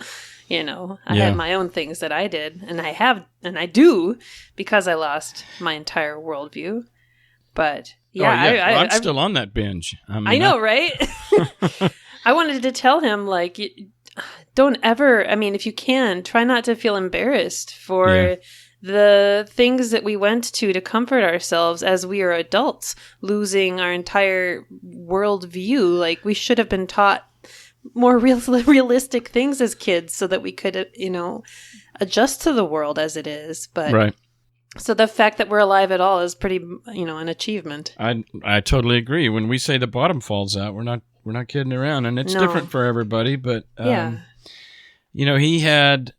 he's just one of those guys that I think he's got a pretty strong brain, and a strong appetite, not only for truth, but he mentioned it several times, and that was his own pursuit of happiness. Yeah, and I know it's for me at this age of 53, it's a bit youthful almost to hear somebody just that kind of relentless pursuit, because I do think the older you get, the more you either learn to find the gold in your own backyard and settle the fuck down and just say yes to what is in a way that is, okay, mediocrity might be the, the best that you can ask for down here. Yeah. And it's kind of back to Dave Warnock's theory as far as there's moments, but those moments are surrounded by banality and tragedy sometimes, and just hardship and boredom and, I don't know, triviality.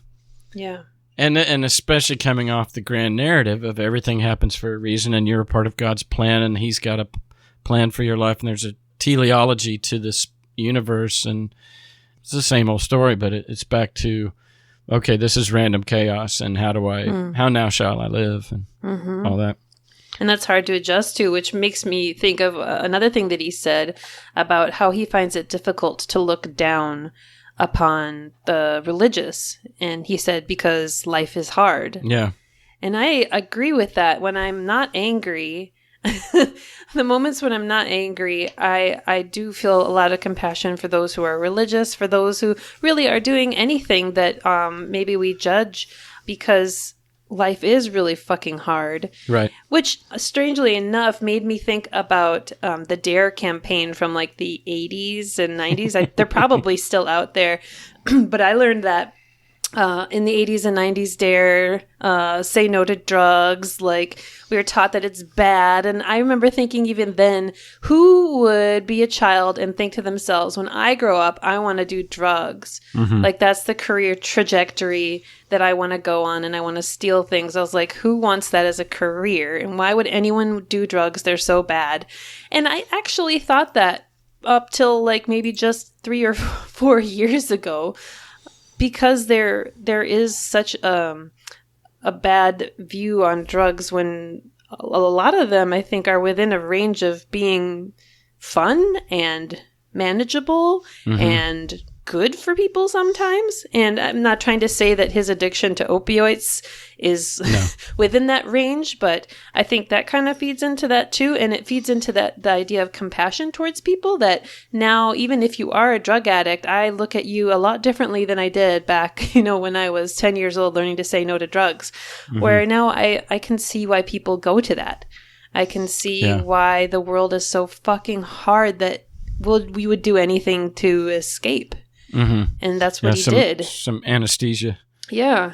So are you saying that as a child, whenever you'd watch films of, in maybe junior high or something, where they're saying say no to drugs or something, and there was a little bit of cog dissonance as far as, okay, so you're really prepping us to say no to this, but what's the draw? Because who would, the image is already like, if you're a drugged out junkie, that's not anybody's aspiration to grow up and be a drug addict. So why are you guys trying so hard to stop me from being what no one else would want? Right. Unless there's a moderation here that is, and I think, okay, so going back to his pursuit of happiness, if you think about it, I mean, I believe this, I've said this before, ignorance is bliss, and I believe there's some truth to that, in that, and my son was talking today, I mean, he's so philosophical, and he's surrounded by people his age who just don't give a fuck, and in some ways, I wish he would give less fucks, because he's almost burdened with solving the world's problems, et cetera, because he didn't fall far from the tree, but yeah. But I just got, there's a part of me that says, dude, lighten up, and your friends and all these religious people, in some ways, they do not want to be bothered with the truth. They are comfortably numb, and this is the way they like it. Ignorance is bliss, knowledge is suffering. And so don't bother me with that. Well, in a case like Josh, that's not really an option for his brain. And so I think what I hear him saying in some ways, by his sympathy towards these, he looks back on Christians and sympathetically is, and we've said this before, people have said this on the show before as post-Christians, I wouldn't wish this on anybody. The departure from faith is so hard, and I was so happy, or at least content in some ways, with not knowing, I was convinced. I mean, we were all convinced that God was real. There wasn't a doubt in our minds in some ways. I mean, at least at moments, long moments, there was no doubt in my mind that God was in control. And so we, losing that is very, very devastating, and we wouldn't wish it on anybody. Yeah. And that's the thing where people say, well, you just left because you wanted to or whatever. It's like, no, I left kicking and scratching. And and so that's something that a lot of people on the inside, I guess, of Christianity, they don't relate, or they do in some ways, because I've had friends tell me, hey buddy, don't do this is scary. Yeah. So they've looked into the abyss and said, I'm staying here where it's nice and warm. Yeah. Another thing that I had thought about, and we've talked about it before, you even brought it up in the episode, where it struck me how good of a heart he had for people from day one. And his religion was just a way to facilitate that. Kind of, an outlet for his passion for the world. And it could have been any religion that has a humanitarian perspective to it. But for him, it was Christianity because of the way that he was born. And he used that to as an outlet for his passion for people. And I just like hearing about how even once one loses their faith, that still remains. It remained for me. I had a passion for people, for saving people, even if it was from hell.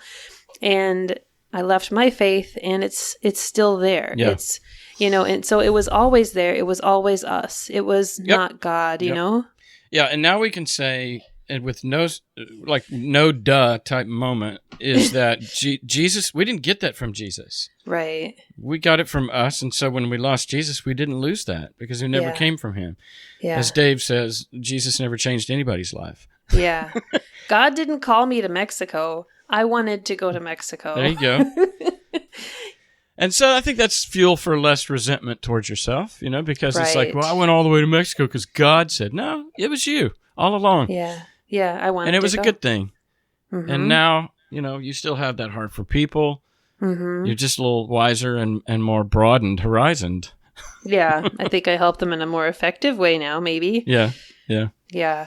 And actually, I wanted to share something that is kind of related to this, that I saw a Twitter post about something, and it said, to your friend who is vegan but doesn't understand systemic racism, say thank you. To your friend to your friend who composts but doesn't understand the environmental pollution, say thank you. And it was just a bunch of examples like this of ways in which all of us are doing something to impact the world, things that are accessible to us, things that we're passionate about, things that we can manage. Right. And it's really easy, and I don't know if this is related, it's kind of related, but it's really easy to judge someone for having not having a passion that you think is the most important thing. And it's easy to just dismiss them. And I really liked this post because it helped see the good in many people, in that we can't do all of the good things all at once, but we can recognize the good things that people are doing, even if they're not our pet project. Yeah. Well, taking a generous view of humanity, because everybody's wrong and everybody's right. And what that meme seemed to be saying was like, everybody's doing something right. And you can thank them for that, or you can find their blind spots and condemn them for that. Yes. And, how's that going to work out for you? How's that building that relationship? And how's that reflected back on yourself? How do you treat yourself that same way? Right. When are you going to find that person that's doing all the things that you think they're supposed to be doing? I doubt you'll find them. They don't exist. Just like God. They don't. I know. They don't. Yeah. So here we find ourselves. And you're going to have relationships and friends, then you're going to have some degree of overlooking their shadow side, whatever you want to call it, their weaknesses, their blind spots. And, when I find somebody like that, whether it's you and I or just the people in our lives, I know that you see me. If there's anything I know about you, Marie, is I know that you see me. And, and this is, to some degree, it was after you came here and you got to spend some time in my house, et cetera, because as long as there's the podcast host image, that's really a very controlled and narrowed side of like who Cass is. Yeah. So the people in my life who see me and yet they keep coming back for more, that's gold. That's gold. Yeah. Josh seems to be like one of those guys that he both can be that, and I think he wants that. Well, he sees that I think he sees that in other people. He has a generosity towards humanity, like, and even to religion, like as he got into at the very end there. Yeah. Like taking the good from religion. Mm-hmm. So, yeah, I mean, the whole path of like 7 years old, 10 years old, getting baptized again, 17 years old as Canadian intern for the Blackaby ministry up there, and then just keeps moving in and helping, and then naively gets in the pulpit and deconstructs hell. And what was the second thing he did on that same sermon was... he talked about evolutionary... He talked about Darwin in the same thing. Yeah, and... And, in some ways, those pastors were right, or those elders were right to set him down and say, what made you think this would fly? See, you could feel the tension, because he has both said, you know what, I like this part of myself. And yet, and other times in the show, he would say, I'm so embarrassed for how naive I was. I mean, there's a tension that's going on in all of us. I mean, the angel on one shoulder, the demon on the other, whatever metaphor you want to use. But we have that voice in our head that says, my gosh, okay, so somebody like he and I don't know. I just know that I have made so many big mistakes throughout my life that there's a large, what we call cringe factor when it comes to reflecting on my past. Yeah. I've got some... In fact, I wish I could think of one right now. No, actually, I don't know, but I do. I mean, it's like, it'd be, I remember one that I went to a dance as just a dumb junior high kid. And so I'm from a small town of 2,500 people, but only 30 miles up the road is a town of 25,000 people, which was kind of the big town in the county. Mm-hmm. And I started dating, and this is before I could even drive. I started meeting girls in the bigger town, and I got invited to a party. And these were the rich kids of the high school, and this is a big high school compared to mine. And so I'm the Newkirk kid. I'm the small town kid. I go to this dance, and instead of just like playing it cool and I just danced my ass off and made an ass of myself to the point where everybody was standing around looking at me. I just kept dancing, and obviously that was the last time I ever got invited to that circle of people. You know, I didn't know it until years later, maybe even that I'd made an ass of myself, made a fool of myself. Well, I think you've never cared. You've never cared, and that's what I heard in Josh too. You both don't give a fuck what other people think of you. He didn't give a fuck. And that can be both a good thing and a bad thing, because instead of that being a cringe moment, there's another angle at it. It's like, hey, you know what? Yep. Guess how much junior high life romance dances fucking matter? Not at all. Not at all. So I blew it on a very small scale. And I learned from it, maybe. I don't know. Did you blow it? Did you have a good time? That's the question. That's the thing, is I probably did. Mm-hmm. Sounds like you didn't give a fuck. And but it was a naivete versus a confidence. I mean, it was just, I'm just socially inept. I mean, I don't know what's appropriate. I can see that difference, being the naivete versus the confidence, yeah. Yeah, that's exactly what it was. Yeah. I mean, how now do I adapt that? I guess I don't think I have to, but it's just forgiving oneself and having compassion on oneself. So, just for real quick, two plugs, and I do want to recommend, if you didn't see it when it came out in theaters, the movie Rocket Man about Elton John. Now, I thought this was just going to be almost a docudrama biopic like everything else. It's not. It's unlike anything I've ever seen before, and it's kind of a musical, but there's all these different stages of his life, and he had horrible parents, and there's this little boy who was a genius, and he would just sit down at the piano, and he could literally hear something and turn around and play it, and it was just, and you know, his parents didn't have any kind of appreciation for not only just the human being in their midst, but the very, very extremely talented, world-changing human being in their midst. Yeah. And they were horrible to him, and it threw him into a life of drug addiction and suicide, and just trying so hard. I think probably the flamboyance with which he entered the stage was, I think it was creativity and fun and an artist truly expressing himself, but it also was kind of a here am I, mom and dad, see me. Yeah. At the end of the movie, he's sitting around in group therapy, and the image of the little boy comes into the room, and they talk to each other for a second, and he ends up hugging his 7-year-old self. Oh, wow. And you know, my journey psychologically and through therapy has been to embrace that guy, the guy at the junior high party dancing like an ass, and to welcome him into my person, welcome him into the 21st century, because in some ways, part of my arrested development is all these cringe moments where I froze that person and said, I disassociate from you. And so now the family fucking reunion of Cass Midgley is me welcoming all those frozen Casses that I hated and I disassociated myself from and said, that's not me. And they have been locked in a prison for all these years. I'm 53, and now I'm welcoming them back into myself. Yeah.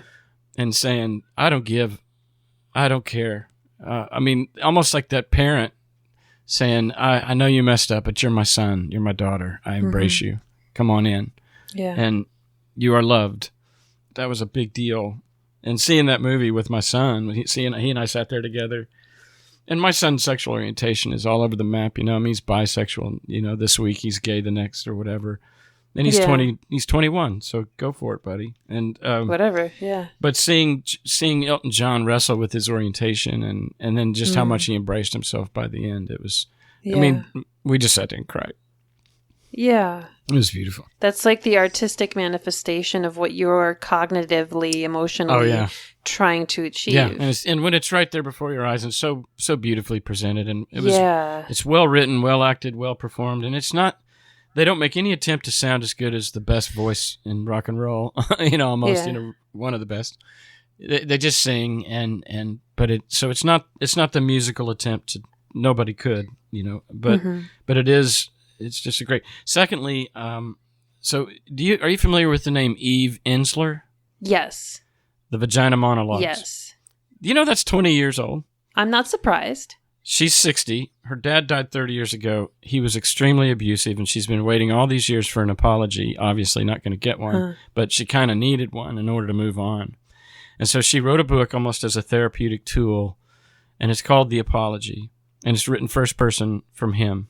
He's in the abyss, or he's in the limbo, and she summons him from the afterlife and asks him to write an apology. And because he's in torment, and not in hellfire torment, but just in the replaying of his sins and such, is just kind of he's stuck in a place, and so he's eager to get out.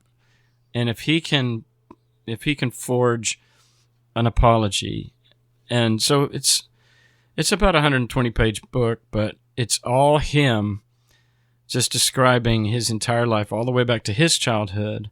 And he was sexually, physically, mentally, and emotionally abusive to the hilt. I mean, I couldn't hardly read it. Yeah. It was so tragic. In fact, I had to look it up and say, surely this isn't true. And it is. It's a memoir. It just got inside my head as far as how much it showed why we do what we do. And anytime you can give yourself tools to forgive yourself, in this case, Josh, it's like, okay, I had medicine in the cabinet that was left over from an accident I'd had years prior. Let's give that a whirl. And then you go off the deep end, and who knows how he got caught, DUI or whatever I think it inferred, and sitting for 4 months in a jail cell. And the embarrassment of his girlfriend coming to visit. Somewhere in our lives, we have to. I mean, it's one thing for us to ditch an ex-boyfriend or girlfriend, or even just separate ourselves from friends and family, and kind of divorce ourselves from people. But guess what? We're stuck in our own skin, and the only divorce is suicide. And so unless you're going to choose that, then you either figure out a way to forgive yourself and welcome that self into the life that you're trying to live. Yeah. And that's hard work. Yeah. And kudos to Josh and anybody else who's making a go of it. Yeah. Yeah, I mean, that was kind of the lesson I learned, let's see, how many years ago? 6 years ago? I had gotten to a point with my mental illness stuff that I was like, I don't think I can't deal with this anymore.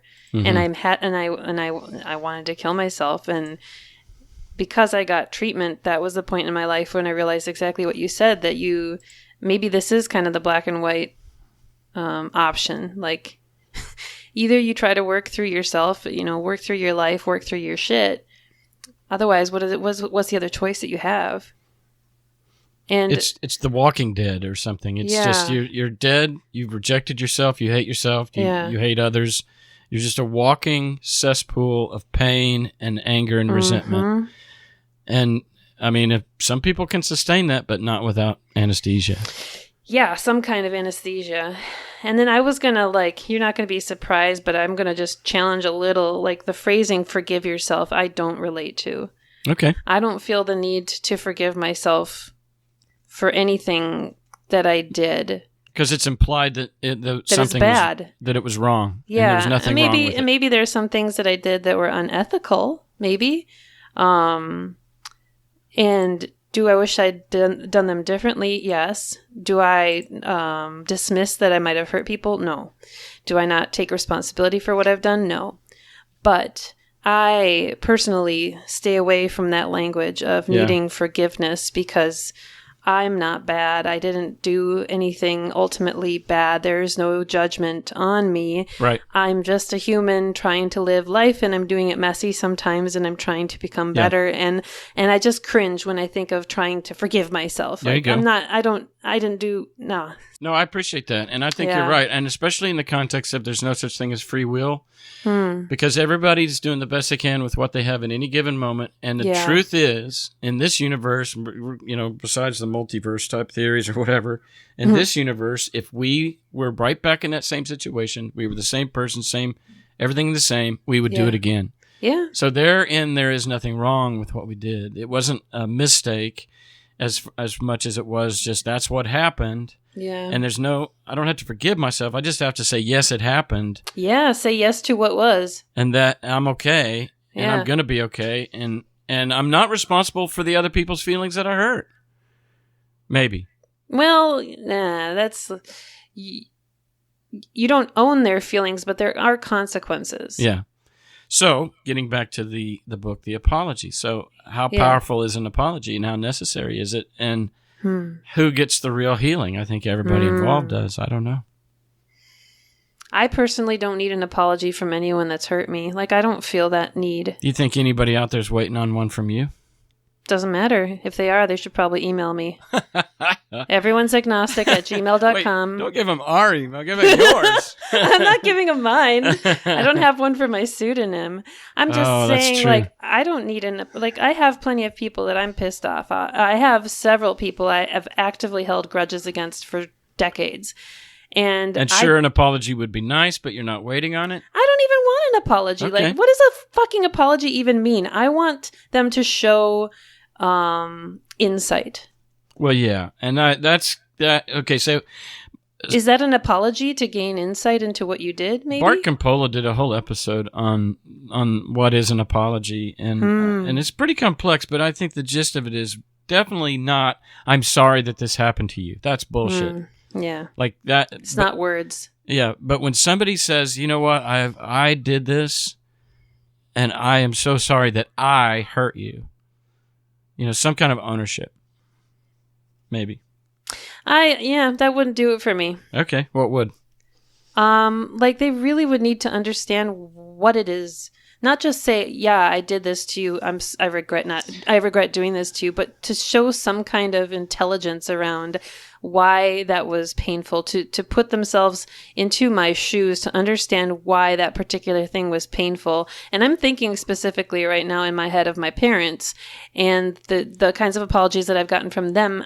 Some don't show insight into what they actually did. They just they're sorry that I'm sad now. Okay. Yeah, nothing's changed. And that would be nice to come away feeling like, oh my gosh, the chances of them doing this to anybody else are, they've changed. And possibly. Yeah. Yeah. It varies. That one's more complicated, but I treasure people growing. Like I've healed from what you've inflicted on me. I've grown. I'm okay. I don't need any kind of empty apology. I would just like to see you grow as a person and to be able to empathize with more people and more circumstances. Yeah. And if I know you could also say, but even whether you grow or not, doesn't change the price of eggs in my world. I mean, right. Yeah, I've moved on. Good on you. Good luck. Yeah. I learned from your mistake and mine. Yeah. Or, whatever. Yeah. So, yeah, I want to wrap it up, I guess, Josh's show. I know it's hard for pastors. I hear this all the time. Yeah. To find a new reinvention of oneself is tough. Yeah. Yeah. Yeah, I kept on thinking about that person that we met last weekend and in the ongoing narrative about needing or wanting affirmation from people. A platform. Yeah. I hadn't realized typical. that that's such a thing for pastors, that people are constantly telling you know everything. And every time you talk, they're like, yeah, that sounds great. Yeah. Well, what a life to try to come out of that and just be a normal schmuck. I'm telling you, it's real. Okay, so let's take a parent that is just really condemning. to their child, you're stupid, you'll never amount to anything, you're worthless, all of that. And so their self-esteem is affected accordingly. Mm-hmm. Go to the other end of the spectrum and parents that say, you're amazing, you're God's gift to us, you're a God send, you are the wonder child, you there's nothing you can't do, the sky's the limit, you're amazing, praise, praise, praise. Yeah. So the voice in the head of the former guy, he's going to have to really listen to his own voice that kind of drowns out the naysaying of his parents and says, no, I'm okay, I'm good enough, I'm enough, and I can do this. The guy on the other end of the spectrum, or girl, they're going to have to drown out the voice of their parents, because that is going to manifest as, they say that I'm that, and so I have to be that. And if I'm not that, then I'm not living up to my potential. But the truth is that I'm not that, can't be that, so I must be a fraud, or, it just, that middle ground of emotional and health in your self-awareness, in that I'm going to do this thing. Oh my gosh. The battle over what's my motive? The internal battle of, okay, am I doing this for the right reason? Yeah. That's a whirlpool. But it kind of has to be done, because I think as a pastor, it's like, all right, I'm up in front of these people talking week after week. Why? What am I getting out of it? And is it a healthy thing? Yeah. I mean, and the desire to help the world is all good, but there's a Messiah complex that is just around the corner of that takes you to a level of just like, it's my responsibility to save the world, or to make the world a better place. Yeah. And I do think there's that spot, and maybe I kind of referred to it there at the end, that Ecclesiastes, everything's meaningless, that you have to release the world for being a fuck up. Like, Trump is here, the world is, climate change is here, and it's doomsday, the sky is falling. And some kind of balance of, I've got to stop this, versus just total passivity. Somewhere in there, the balance of not only just the condition of the world, but the condition of yourself. I don't know. I'm just saying that pastors come off the stage, and I know that I missed the limelight, because my parents, I'm that one that my parents thought I hung the moon. And so I have like overabundance of confidence sometimes, but it manifests sometimes as deep insecurity, because how could I ever measure up to that? Yeah. It's a fuck up. Everything's a fuck up. It just brings me back to the idea that maybe we should just accept people for being people who have qualities that are admirable, and people who have qualities that maybe we wish were stronger or better or whatever, instead of treating people like they're gods or devils. Yeah, absolutely. Like, if we get a new dog and the narrative is this dog is supposed to be a show dog, and we predestine that over that dog, and it turns out the dog's really not cut out for that, et cetera, et cetera. And so instead of just looking and acting and receiving the dog at face value, he doesn't measure up because there was this pre-existing expectation superimposed on it, or whatever. Right.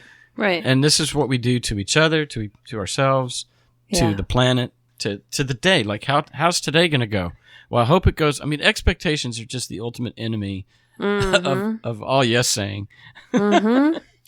Yeah, this just brings me back to the honoring each other's identities and autonomy, and just allowing people to be who they are. Like you just brought up earlier, that I'm one of the people that can just see you. I just allow you to be you, and I don't have any need to control that or change that.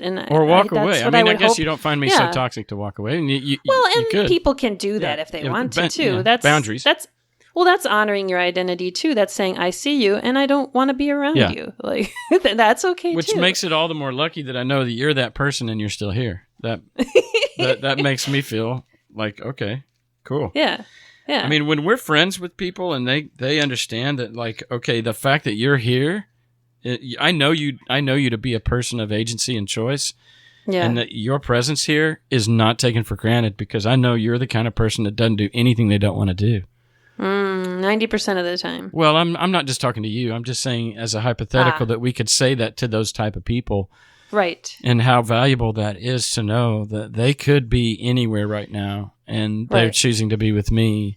Yep. And that feels good. But yeah, live and let live is the best